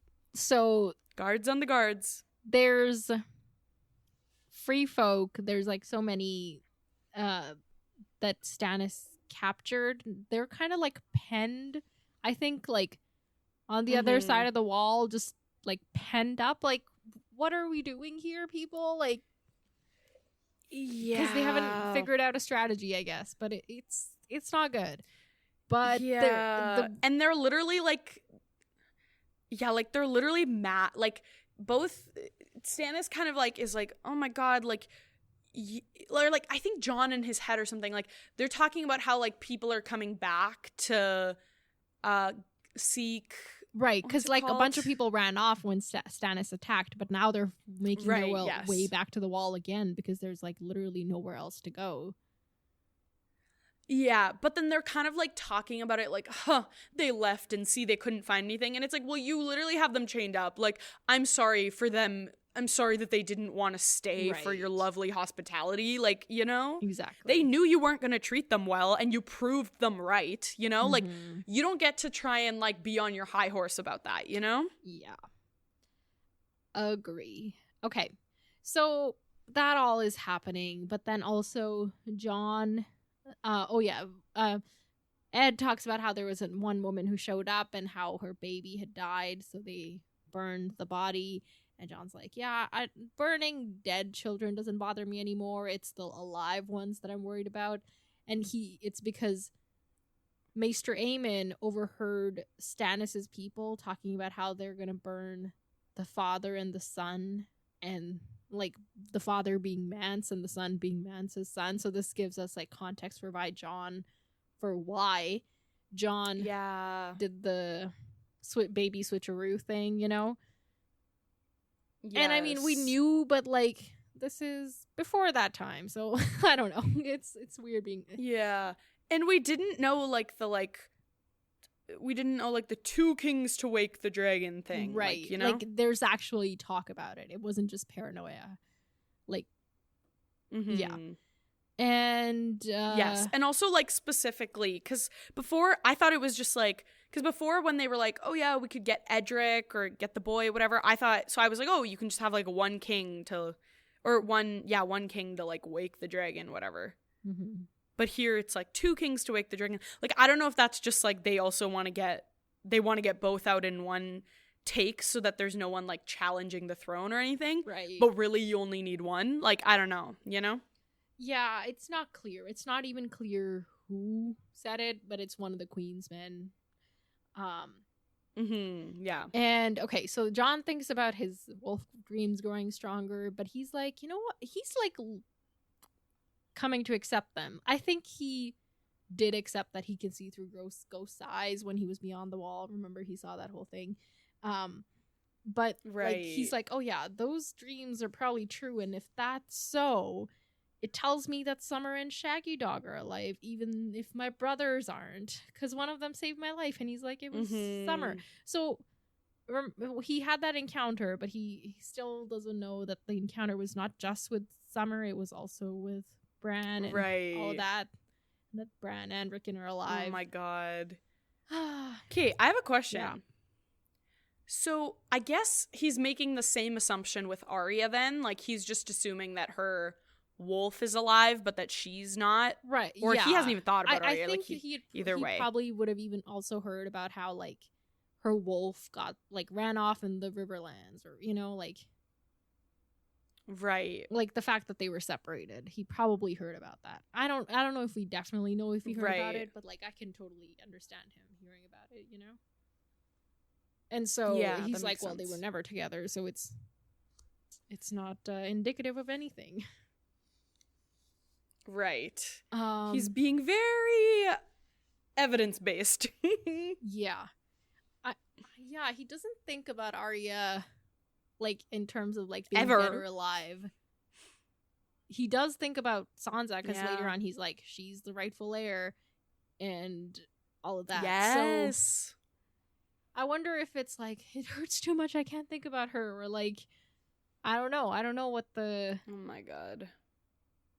I don't know what his assumptions with Arya are. Anyway, so... Yeah. Stannis has taken over the King's Tower. The Lord Commander's Tower burned down with that incident in the first book. So Jon is now in Donal Noye's old rooms behind the armory. And... That's cool. It's like, there was like a really sweet line about like how there wasn't really like much in the room. Like, you didn't have to like clear anything out or anything. Tools and the swords and knives he made. His life was at the forge. So, and that was really sweet. Yeah. So he goes down to like the kind of living room area. I don't know, study area, and he's there's like a, I don't even know what to call it. I was gonna call it a commandment, but like a deal from Stannis that's like, I, Jon Snow, sign over all these castles to Stannis to give to whoever he wants, and Stannis wants him to sign it, obviously. Yeah. But Jon's like, I can't do this. So he gets ready and he goes through the yard, and he's got this new guy, Iron Emmett, from over at Eastwatch, training the younger rangers now. Not the younger rangers, like the new recruits. He himself is a young ranger. Yeah. And he loves to fight, and Jon hopes that he'll teach the boys that are training to love to fight too. So, like, what's the word? It's a lot of improvement from the Alizar Thorn days. What is happening to my voice? Oh yeah, it is. Oh my god, yeah. That was not the era. Yeah. So then he gets ready, and there's like guards that are waiting to trail him, and he's like, no, thank you. But also I'm like, people hate you. Maybe do have a couple of people watching you back, you know? Like, what's the big deal? Yeah. It's giving I'm my dad's son. Like, come on. Very much so. And in the yard, he watches the boys playing. He gives them some tips. And then some guy comes shouting boy, and he just ignores it. He's like, I don't have time for this. Until, like, he really gets aggressive. And it's this guy called Godry, the giant slayer, because he killed the giant during the battle at the wall, and he's very proud of it. Wow. And Jon remembers Ygritte singing, the giant song and being sad that there's so few left, and he's like, you suck, in his brain, obviously, not out loud. And this guy's whole thing is like, come fight with us. It's giving Joffrey, I want live steel, or whatever he said. Oh my god. Yeah. So Jon's like, no, I don't got time for this. He says, I fear I don't have time for this, or whatever. And he's like, oh, he fears. Ugh. Go kill yourself. Okay. These guys are so cumbersome. Like, we got real problems here, okay? Take your dick and wave it at somebody else. Like, just, okay. Yeah. So then, okay, Sam is coming out of Stannis' place, and it's because Stannis had a letter, but it doesn't look like Stannis was very happy to get that letter, and Jon's like, okay, it's not good news, because when he got good news about the fact that the Karstarks declared for him, he spread the word very quickly. So this has got to be bad news. Okay, so the information, so Karstarks, do you remember them? Yes. Okay, yeah. Like, this was the guy that Rob, not this was the guy. This is the brother of the guy that Rob had to behead because he killed those Lannister kids. Yeah. And it's because Lannister, like, Jaime had killed his kid, or, like, all of that. Right. So, the Karstarks didn't get along with the Starks when I was, like, recently. Yeah. And they were totally against the Lannisters. Exactly. So they were kind of left with this only option. Yeah. Yeah. I remember when I was like, oh, Stannis is going to get one of them as his heirs. Oh, yes, make them the Stark in Winterfell. Yes, I do remember you saying that. So it might actually happen. Yeah. Not happening yet. But he hasn't really... Yeah, exactly. Okay, so Jon goes in, and Stannis is doing his usual brooding thing, yada, yada, yada. And then Jon goes and kneels in front of him, which always, like, weirds me out, because I'm like, you're, like, supposed to be the commander of the wall, like an independent entity. Why are you kneeling to any king? But I guess Stannis won't even listen to him if he didn't kneel, so you gotta do the thing. Yeah, exactly. Okay, so the thing that has happened is that Lady Lyanna Mormont, 10 years old, has refused Stannis with this letter. Bear Island knows no king but the king in the north, whose name is Stark. Which is... iconic. Honestly, yes. My first highlighted quote. And she was named after Lyanna. Yes. Like, she's using that name. Exactly. And I'm like, Jon, that's your mom!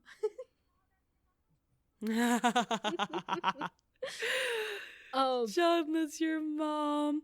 Okay, there was a couple things here that were interesting. First, like, before he comes in and kneels, he's just kind of, like, describing the room.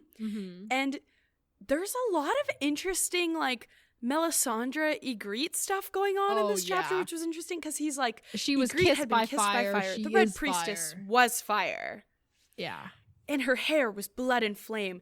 And then even, like, the events at the end of the chapter, there's, like, some sort of parallel, like, well, like, you know nothing, Jon Snow, obviously parallel, but, like, also just, like, the, like, so is you it might need me, like, I've seen us working together, do you think, or is there something more going on there?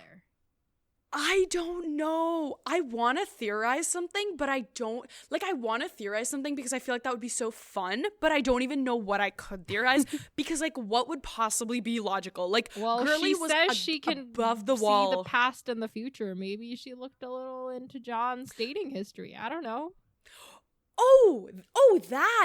Sorry, that 100%. She definitely did, 100%. So, like, maybe she is, like, I don't know if she is magic. Maybe she can, like, emanate people. Like, she's got the spell on her that's like, every time he looks at me, he thinks of Ygritte. Like, I don't know. Dude, okay, wait. See, this is what I'm saying. I was going to say to you, I want to theorize something, but I can't get there. That's like exactly what I wanted to theorize, like what you just said. Well, that's glad. Perfect. Because the thing was, good job. Thanks. Because the thing was, I definitely, like, that is not a coincidence. Like, Girly definitely saw and was like, what are we working with here, you know? And I have other thoughts about that later as well, but we'll get there. But, like, the thing that I was kind of thinking about was, like, just, like, the positioning that, like, George R. R. Martin's doing, like, the red hair, the, like, but, like, I like the way you've theorized it, where it's, like, that's not George R. R. Martin, that's Melisandre. Or maybe it's R'hllor. Like, maybe it's the god, fiery god himself, you know? Like, okay, that's too far for me. That's too far for me. I don't know. Like, he's like, I need you to trust this person, so I'm gonna make her remind you of the person you trusted last, kind of thing, you know? I don't know. Right. Yeah, okay, that's too far for me, but I liked where we were at before. Doing it. But, like, well, she's like a live person in front of me, so yes, it's different. Right. R'hllor is not, I don't know a R'hllor yet, you know? All right. I'll let you know once I do. But, like, okay, but basically, and then it's also, like, the thing of, like, Ygritte got him through that period, and now if everything Melisandre is saying, you know, it ends up true and isn't just, like, some sort of manipulation, then it's, like, you know, Melisandre getting Jon through, like, I don't know, it's just, like, it's an interesting little thing. Yeah, and then I guess we'll talk about that later when it comes up more, like, right at the end, but also, like, you know what I thought was so weird, like, after he tells Jon this, like, after Stannis tells him about the Mormont girl Lyanna Mormont news, he's like, keep these tidings to yourself. And then later we find out that he's been telling him more things and then being like, keep it to yourself. And, like, I don't know, like, if Jon wanted to, like, why would, I don't know, I just, like, but I guess then Melisandre also is like, ooh, Stannis likes you. And Jon's like, like, what? So, like, does Stannis like Jon? Like, why is he doing that? I just couldn't really figure it out. As much as Stannis can like someone, I think he does like Jon, because he respects Jon's, like... Really? You know, because he's, like, all about the rules, and Jon's the guy that's stuck with the rules, like... Right. You're so right. I didn't even, like think about that parallel. It doesn't serve his purposes, he has to, like, respect that. Right. God damn it. You're right. Yeah. Huh. Yeah, because I guess I'm just thinking about the, like, you're Ned's child, you're a northerner, and they're annoying. But you're right. Stannis has weird hills that he'll die on, but he does die on those hills. Yes, he does. Okay. So, yeah. Lyanna, okay, Jon, like, in terms of that whole thing, what he's thinking about is...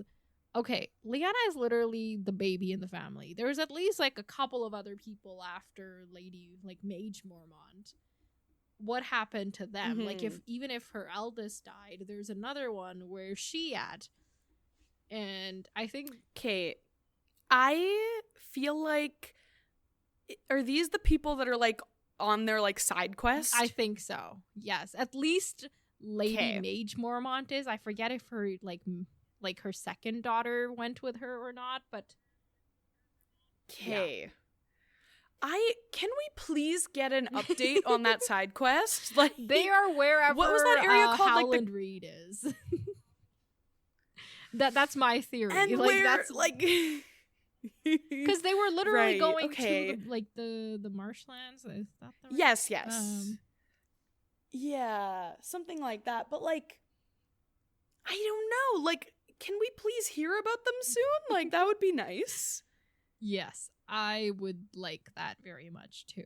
So Jon's thinking about that, and then later he's also thinking, like, I wonder what that reply would have been if it had my name on it, but I can't think about that. Dude. And all of that. That was wild. Oh my god. Yeah, because this is fresh, bro. Yeah. And then, okay, so... Stannis. Okay, I have a question. If he, like, after he got, like, appointed Lord Commander, could he have been like, wait, actually, can I not be Lord Commander so I can go take Stannis up on his deal? Like, technically, right? But he, like, same thing, chose like, not to. Would lose respect for him, yada, yada, yada, like... Right. But he'd already made the decision, Okay, before he walked into that room, he was going to continue to be part of the Watch. Whether or not he was Lord Commander, that was just a bonus surprise organized by Sam. Oh, I don't remember that at all. Oh, cool. Yeah, it's this whole thing. Like, he comes upon Ghost after, like, all this time apart. Ghost finds him on the other side of the wall. They're reunited, and he's reminded of his duty and all of that. And he's like, I know what I need to do. And it's like, you know, I gotta keep my oath. He doesn't say it exactly, but that is very obviously the conclusion. But, like, that's the vibes. Yeah, I just don't remember those vibes. Yeah, and then he really walks in and everybody's like, you're Lord Commander. And he's like, oh, okay, thank you, I guess. Can you imagine, though, like, you turn down a job for, like, morals or, like, money or something. You turn down a job for some reason, and then you're like, oh, gosh damn it. Like, you know, that was kind of my lifelong dream, but I shouldn't do it, whatever. And then you walk into, like, a room and someone's like, congratulations, a different thing. Like, please, can that happen to me? Like, well, it doesn't always happen in that exact way. Like, we don't always get appointed Lord Commanders of the Night's Watch, but usually when a door closes, a window opens up somewhere. You know, it does happen. Like, yeah, or like you pay attention to that window that you ignored for a while. Like, things happen. Right, yes. You become chiropractors, yes, you know? Exactly. Okay. So, Stannis has a lot on his mind. One of those things is, I need money. And Jon's like, I ain't got no money. But you know who does? Manderley. He's got money. But Manderley doesn't seem to be very amicable towards Stannis. Mm-hmm. Yeah. Okay, wait. I read ahead a few chapters and I want to make sure I am not spoiling something I read in another chapter. No. Yada, yada, yada. I think... Yeah, basically Manderley hasn't because he says... replied. Because Manderley... he has only replied, but they were like, oh, he's sick. Yes. Cough, cough. Yeah, I'm too So I just assumed, even if he's not so sick. Try at the next house or something. Yeah, and what basically. Stannis had planned to do was marry him to Val, which... God. Jon's like, that's all messed up. That's not how it works. Just because Val was the sister to the person that Mance was married to doesn't make her a princess. And even if she were to agree... Yeah. No, even if you were to marry her, no saying that she would agree to it. And yeah, all of that. Yeah. It just, like, you can't... Yeah. Ain't nobody... Yeah. Come on, Stannis. Like, yeah. Use your ears, And Jon's, please. like, one advice to Stannis is, like, if you want the free folk on your side, you gotta get Mance Rayder on your side. And this is where one of those hills that Stannis is gonna die on, literally probably, is that he's like, no, he's gotta burn because he's an Oathbreaker. Like... Dude, let the man, like, come on. Like, and he even praises him. He's like, oh yeah, I've talked to him a while. Like, he is a good guy, but smart, he broke his throat. Broke his oath. He literally, like, come on, dude. Laws should be made of iron, not of pudding. Like, maybe the world would be better if we it's had also more pudding in it. And I don't mean in terms of laws, I mean literal pudding. Okay, you know how we have some pies coming up in this book that I'm looking forward to. Sorry. Now I'm thinking about food. Nice. Okay, shh. I'm gonna get hungry. Shush. You know how Stannis... Okay, shh. You know how Stannis, like, we've pointed out his, like, inconsistencies before? I really like, need you with to his hills that he'll die on? Episodes all the way through again once we're done with these books. Okay, promise me you'll do that. Like, all of our episodes? Yes. Okay, sure. Okay, continue. Yeah. Whatever you were saying, I was not listening, so say it now. Oh, I'm aware. You were, like, laughing. Okay, Okay, it was a good thought, I think. Sorry. You know how we've pointed out logical inconsistencies in Stannis's hills that he's willing to die on versus not? Mm-hmm. Like, he'll, like, break the rules, like, at random moments, and we're like, oh, you're not as consistent as you think you are. Yeah. There was one of those in this chapter. It was when he was willing to, like, hold on, give me, like, 1 second. Oh, it was when he was kind of like, oh yeah, like, people have been talking about how you weren't raised to Lord Commander in, like, the most ethical like way, fair way, blah blah blah, and like he's kind of, and like he's like, oh yeah, there's people against you who I could support, and I'm like, wouldn't that literally be going against your whole thing because he was chosen fairly? So I'm like, oh, so now when you need to threaten Jon, you're willing to break also the rule. His whole thing, but about when Mance is concerned, wanting Jon to be the Lord of Winterfell, he's literally asking Jon to break his oath, the same oath he's accusing Mance Rayder of breaking. So it's full of logical inconsistencies. It's just yes, you're so right. Oh my god, he literally, because Oathbreak. Oh my dude. Oh my god, wild. Yeah, that. Okay, I didn't even really did not even think of that one. What's that called? Cognitive dissonance so embodied. Like. Yes. Cognitive dissonance to the moon. Like yeah. So Stannis is like, we gotta man these forts. That's his other thing, right? And Jon's like, we will. Mm-hmm. I will make sure that my people are in charge there because they know this place and they know how, and also, like, we're not gonna give our castles to some random dudes from the south that don't even know how to winter, you know? Right. So Jon's like, you give me the what is like the physical force, like actual the like the manpower. Yes, like thank the you, people. manpower. But I'll give like the strategical power, and then we'll make this wall great again.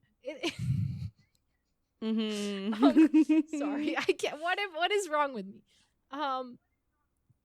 Oh my God. But I can't do what you're saying. And Stannis is like, I gotta do this. You were stupid. And also, Jon has heard that he means to give some of these castles and lands to Rattleshirt and the Magnar of Then. Not that I have like anything specifically against them, but like that's also a big like controversial move. And Stannis doesn't confirm or deny it. He's just like, who told you that? And then they get on to Gilly and like all of that stuff. And very in case I ever wanted to like Stannis, his thoughts on Gilly really make it easy for me to not, you know? That's all I'll say. Oh my God. What else is on his mind? Yeah. Oh yeah, Jon's like, oh yeah, but the people you provide for the watch, they don't have to actually take the oath. They can, you know, wear any color cloak they choose, just as long as they obey my officers. And Stannis is like, you think they're gonna obey some criminals? And Jon's like, well, I guess. I don't know. He says something else. Oh yeah, no. Jon comes back with, he's like, your own hand is a smuggler.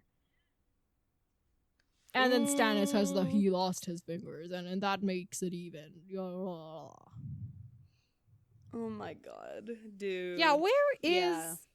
okay, so Davos hasn't died yet in this universe, in this alternate reality. Where is he at? Did we hear about that? I think we were told he was at, like, Eastwatch, like the other castle thingy. Yeah, potentially. Okay, so... maybe? I could be wrong, but I vaguely remember that. We know he's gonna make his way to White Harbor at some point to die, so... that's closer to Eastwatch than Castle Black. All right, anyway, I can't think about that, but I do want to think about Davos, but not the dying, but the Davos. Yeah. Davos would make such a better king. Let's make Davos king. Get rid of Stannis.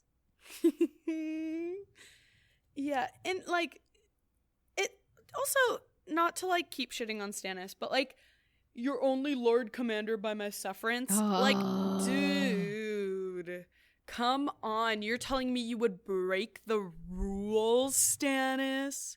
The rules? Like, yeah. Okay, wait. This is also reminding me that my shock at him liking Jon also even more makes sense. Because remember how mad he was about the Ned stuff? Like, come on. Like, boy holds a grudge. Oh, like, yes. He's got his things. Like, you know, sometimes I'm on his side, but just not very often. No. Because I think that, like, you know, we all have our delusions and we all have our things. I'm only ever on his side in that I'm on Davos's side. So, like... right. You know? I might even be more on Melisandre's side than I'm on Stannis' side. And that's funny. Oh my god. Yeah, because my thing is just, like, I think... I've said this before, but, like... he's not entertaining. You know what I'm saying? Like, Jaime's got a lot of problems, but at least he's entertaining about it. So we can't root for him because he's good, TM, because he's not. But then we can't root for him because he's entertaining, because he's not. And then on top of not being entertaining and not being good, he's, like, extra annoying. Like, that's, like, the garnish that he uses on himself. And it just is, like, this is wrong. Like, this is somehow not flavored and flavored wrong at the same time. The dish of Stannis, you know? Like, yeah, anyway, yeah. But, like, occasionally I'm on his side. But this chapter, I don't think was it. This is when Alistair Thorne is, like, being annoying, or, like, he brings up Alistair Thorne and, like, almost as, like, a threat. Oh, yeah, and he's like, this, about, like, Janos Slynt guy. Wait, no way he says Janos Slynt. He says, and Slynt names you a turncloak. Right, and I'm like, you and I, like... Stannis himself condemned Slynt earlier. Exactly. That's what I'm saying. That's what I'm saying. Like, once again, like, he knows that Slynt... Like, he knows that Slynt ain't shit. Like, yeah. But now he's just, like, pretending, like, yeah. Yeah. So he basically threatens Jon and is like, if any of the castles remain empty by the end of the year, I'm gonna take them over, whether you like it or not. And then if you lose even one of them to the foe, your head will soon follow, which... Also, he doesn't specify who the foe are. Like, right. Like, does he mean the White Walkers, or does he mean the Free Folk? And then if he means the Free Folk, he himself was going to install some Free Folk in those. I don't know. Guy makes no sense.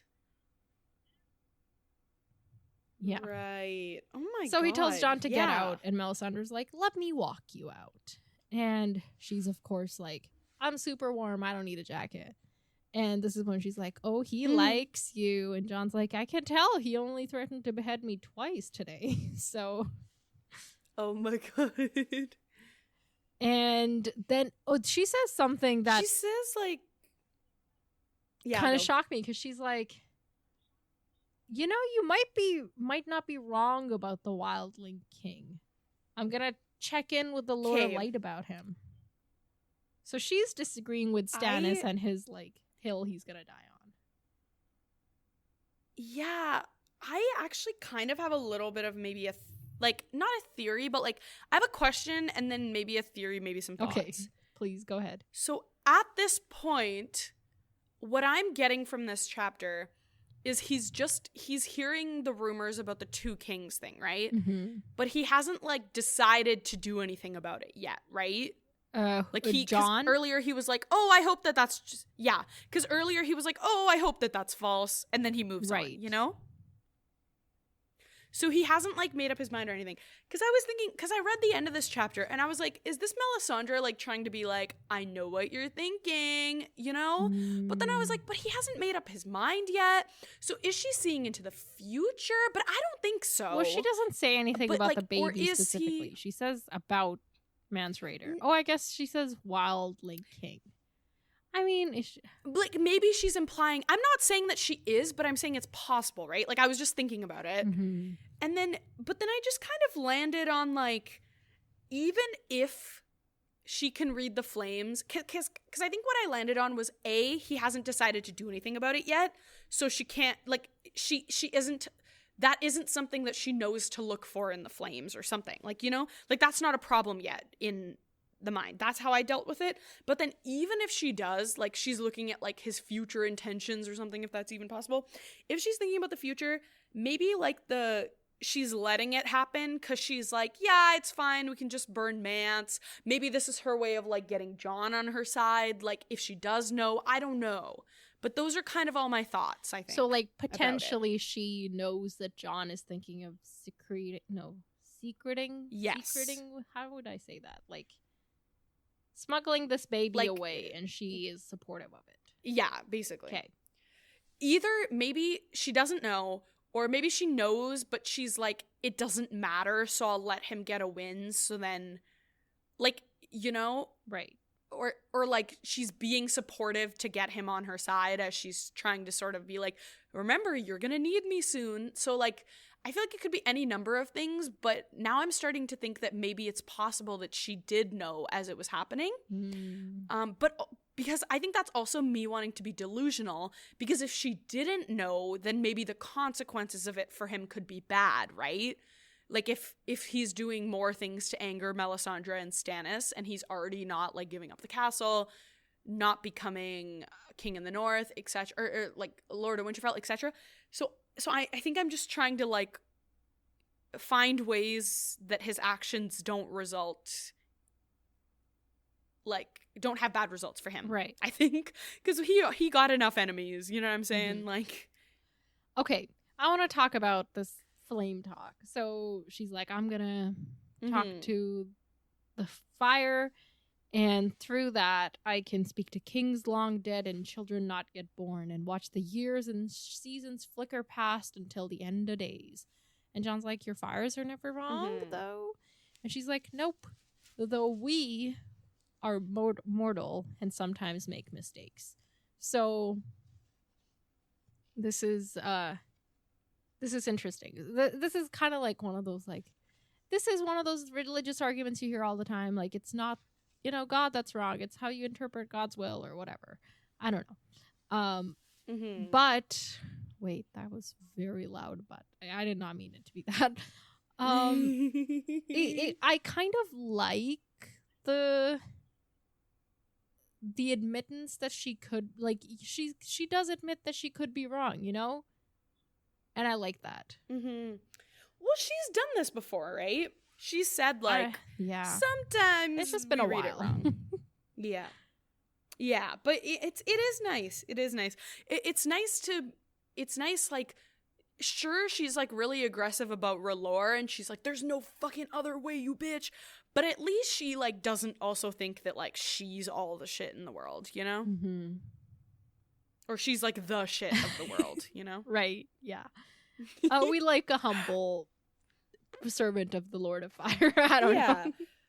Like, if she is being sort of annoying about the pushing her religion, she's not also, like, super egotistical about it, hopefully, right. You know?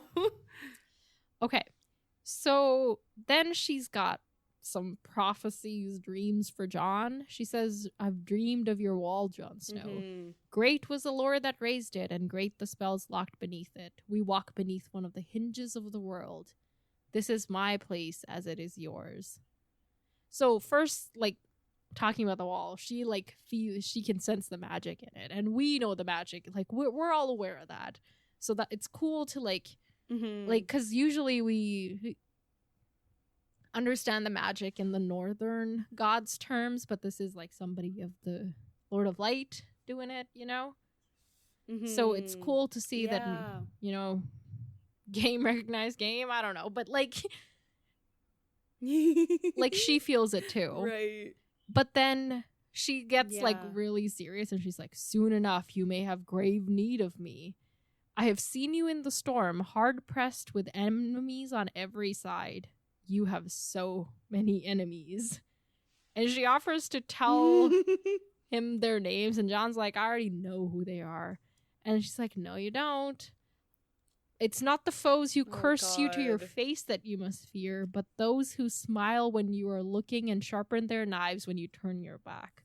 So these are potentially, foes that Jon is not recognizing. And And you know what's scary about that? What? Is he has very few people who are even smiling when he's there. So you're telling me the very few people we thought we had on our side, like genuinely, I feel like this is just manipulation, right? Mm-hmm. Or this is like reading the flames wrong or something, or like it has to be like Pip and Gren, because like there's literally nobody else who could betray him, who we would like think was a betrayal because we thought they were on him. Do you know what I'm saying? Right. Like there's such few but options. Like why would they be sharpening their knives behind his back? Because they don't want him to know. Like maybe Alisar Slint got to them. You know how when Sam saw them, they were like, he doesn't spend enough time with us anymore, and like we're the ones who raised him. Like I don't know. It's like good people go bad. Like good people have the capacity for terrible things, Yeah, well, now I like this prophecy even less, but she warns him, she advises him to keep Ghost beside him because she sees daggers in the dark, blood frozen red and hard, and naked steel. It was very cold. And Jon's like, it's always cold. And she's like, you think so? I know so, my lady. Then you know nothing, Jon Snow. Dude. She said the thing. And it's also even more scary. Because she's quoting Ygritte, and Ygritte did die. So even the person who told you that you know nothing is now dead, and now I'm like saying that back to you again. Like that's also like an additional power play, That's scary. Yeah. I don't like it. I don't want Jon to like die or like become Well, you did declare very walker. Like vehemently that Jon is the only character who is not allowed to die in the series, and it's yeah, but then I also said like it's okay if he like becomes a warg at the end or something, So if he dies, but like he I don't want to become Ghost, like a it's White okay. Walker. He'll be a literal ghost in Ghost. Yes, exactly. Maybe that's but, why like, George R. I don't want Martin him to like named him Ghost. Guys, it was the long game. Yeah. Oh my god. Yeah, I don't know. I'm really worried. You should. Yeah, Yeah, I don't really have any predictions. I kind of spilled all my thoughts. Well, what is Jon gonna do about these babies? I wonder. Like, gee, I don't know. Like, there's not very many predictions to come out of this. Like, is he gonna take Melisandre? I guess seriously? I do have a prediction. I have like one prediction. I think that he's not going to take Melisandre as seriously as he should, but he'll probably take it a little bit seriously. You think that, what do you think this is, like a real prediction, a mistake in reading, or like just a power play of some kind? I think that this is real. I think. Okay, cool. All right, yeah, what was I think that like prediction? when things get real. Yeah, I think that when things get really bad on the wall, things are also going to get really bad with like the politics of the wall, and it's all going to come crashing down at once, and we're going to be like, dude, we have too much to worry about. Why are you doing this? But it's fine. We're going to ignore that for now. But I guess like, wait, what was I going to say? Melisandre, Jon, wait, pause. You said I have one prediction. Pause, wait. I did, but it left my Sorry, mind. I distracted you. It was my only prediction. No, it's okay. It was my only prediction, so I do want to, like, say it. Hold on. Give me a second to try and... Oh, I know. I think in terms of, like, filling the castles and, like, getting, like, a garrison going or whatever, I think that, like, maybe he can try to, like, calm things down with the free folk and maybe, like, train some of them, get them to, like, get some of them to join the Night's Watch, like, you know? Like, because you know how, like... Stannis was gonna like have some people live out by the gift and stuff. Like maybe we can instead of imprisoning all of them, we can include them in the whole thing, you know? Right. Okay. Yeah, I think that's my only, like, real prediction. Yeah. Cool. No, that's a good prediction. And I think we really have covered this chapter. So let's move on to next chapters. Yes. All right. You ready? I can't see your face, so I need to know if you're ready to note them down. Yes, I am ready. All right. Well, we're reading 3 chapters next week. What the fuck, actually? Yeah, and there's kind of like 3 reasons for it. 1, I want to get past these introductory chapters, like, you know, but also I looked at the chapters and they're not as long as the other chapters. Like, the 3 of them are just slightly longer than, say, these 2 chapters together, you know? And also, they don't spoil each other. So that's, like, a big, major criteria, you know? Right. Okay, Now I want your hopes and predictions for these 3 chapters. Okay, Tyrion. New person. Who did I say I wanted new? I don't remember anymore. Let's say Tyrion, someone new, and then wait, Davos could be back. Davos. Okay, cool. I like these predictions. We're reading chapters 5, 6, and 7 next time. Wait, are you sure? Oh, no. 4, 5, and 6. Sorry. I just wrote them. Yes. 4, 5, 6. Thank you for clarifying. 4, 5, and 6. And chapter 4 is Bran. Oh, remember forgot him? about that little boy. Okay. Yes. Okay, wait. Do we finally get to meet this 3-eyed crow? Do we finally get to, like, know what this boy is up to? Oh my god, I don't even know. Last time we saw, like, Cold Hands, he met Sam. I don't think we've seen him since that. No, we literally saw him in the middle of book 3 and then have not seen him since. Dude, that's... Okay, I don't even know. Like, okay, so I think they're, like, still gonna be trekking, but they're gonna be so close to finding the 3-eyed crow. Okay. So not quite there, but almost there. Yeah, but also, like, they're north of the walls, so, like, maybe they've, like, gotten attacked. Like, that would be kind of scary. Right. Okay, cool. Chapter 5 is Tyrion. Okay, well, we're gonna get his reaction to the whole Dany stuff. Maybe he's, like, getting ready to voyage. Maybe he's on the voyage. Maybe he's there. Like, I don't know. I'm excited to find out. But I do think he's gonna accept and be like, let's go, you know? Okay, cool. All right, and chapter 6 is The Merchant's Man. Say that again. The Merchant's Man. Merchant apostrophe S man? Yes. Oh, okay. I don't know what that means. Oh, is that... Wait. Okay, wait. Who do we know that counts as a merchant in this world? Like, who are the merchants that we know of? I don't know. Like... Because, like... I think maybe technically Zaros and Doxos from Karth was a merchant, but I can't, like, 100% guarantee that. Right. Yeah, because I'm just thinking, like, I feel like you could stretch the definition and, like... But, like, I just, like, who do we know? Is this someone new? Ooh, are we going to, like, a new free city?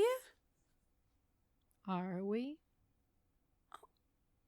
Okay, we're going to a new free city. That's all I got for you. Fair enough. Fair enough. Yeah. That's what we're doing. Oh my god, that's so exciting. Okay, so we do have new POVs this book. Nice. Yeah. Okay. All right. So that's all we got. I think we've said everything we need to say. Do you have anything last minute to add? Yes, we have said so many words. Bye-bye, you guys. All right, then. Also, I want you guys to know we're recording this like an hour before it comes out. So, hey. Yeah, our plan to be ahead, yeah, it's not going so well so far. That's okay. We got time, but like just want to give out a hey while we are like probably the most live you can be. Right. Without being literally live. Makes sense. Okay, then. So, folks, you know what to do. Send us emails. Our email is popculturesymposium@gmail.com. Follow us on Instagram @popculturesymposium. And, of course, join the Discord and have conversations. And we've been really busy lately, which is hence why we're recording this an hour before it comes out. But, like, we haven't been as active as we would like to be. But other people are still there. So just keep talking and then entice us with your conversation so that we feel an urgency to reply, you know? All of that. Okay, so go do that, and hope you're enjoying, you know, us starting this book. And until next time. Yes. Farewell, my friends. Talk to you later.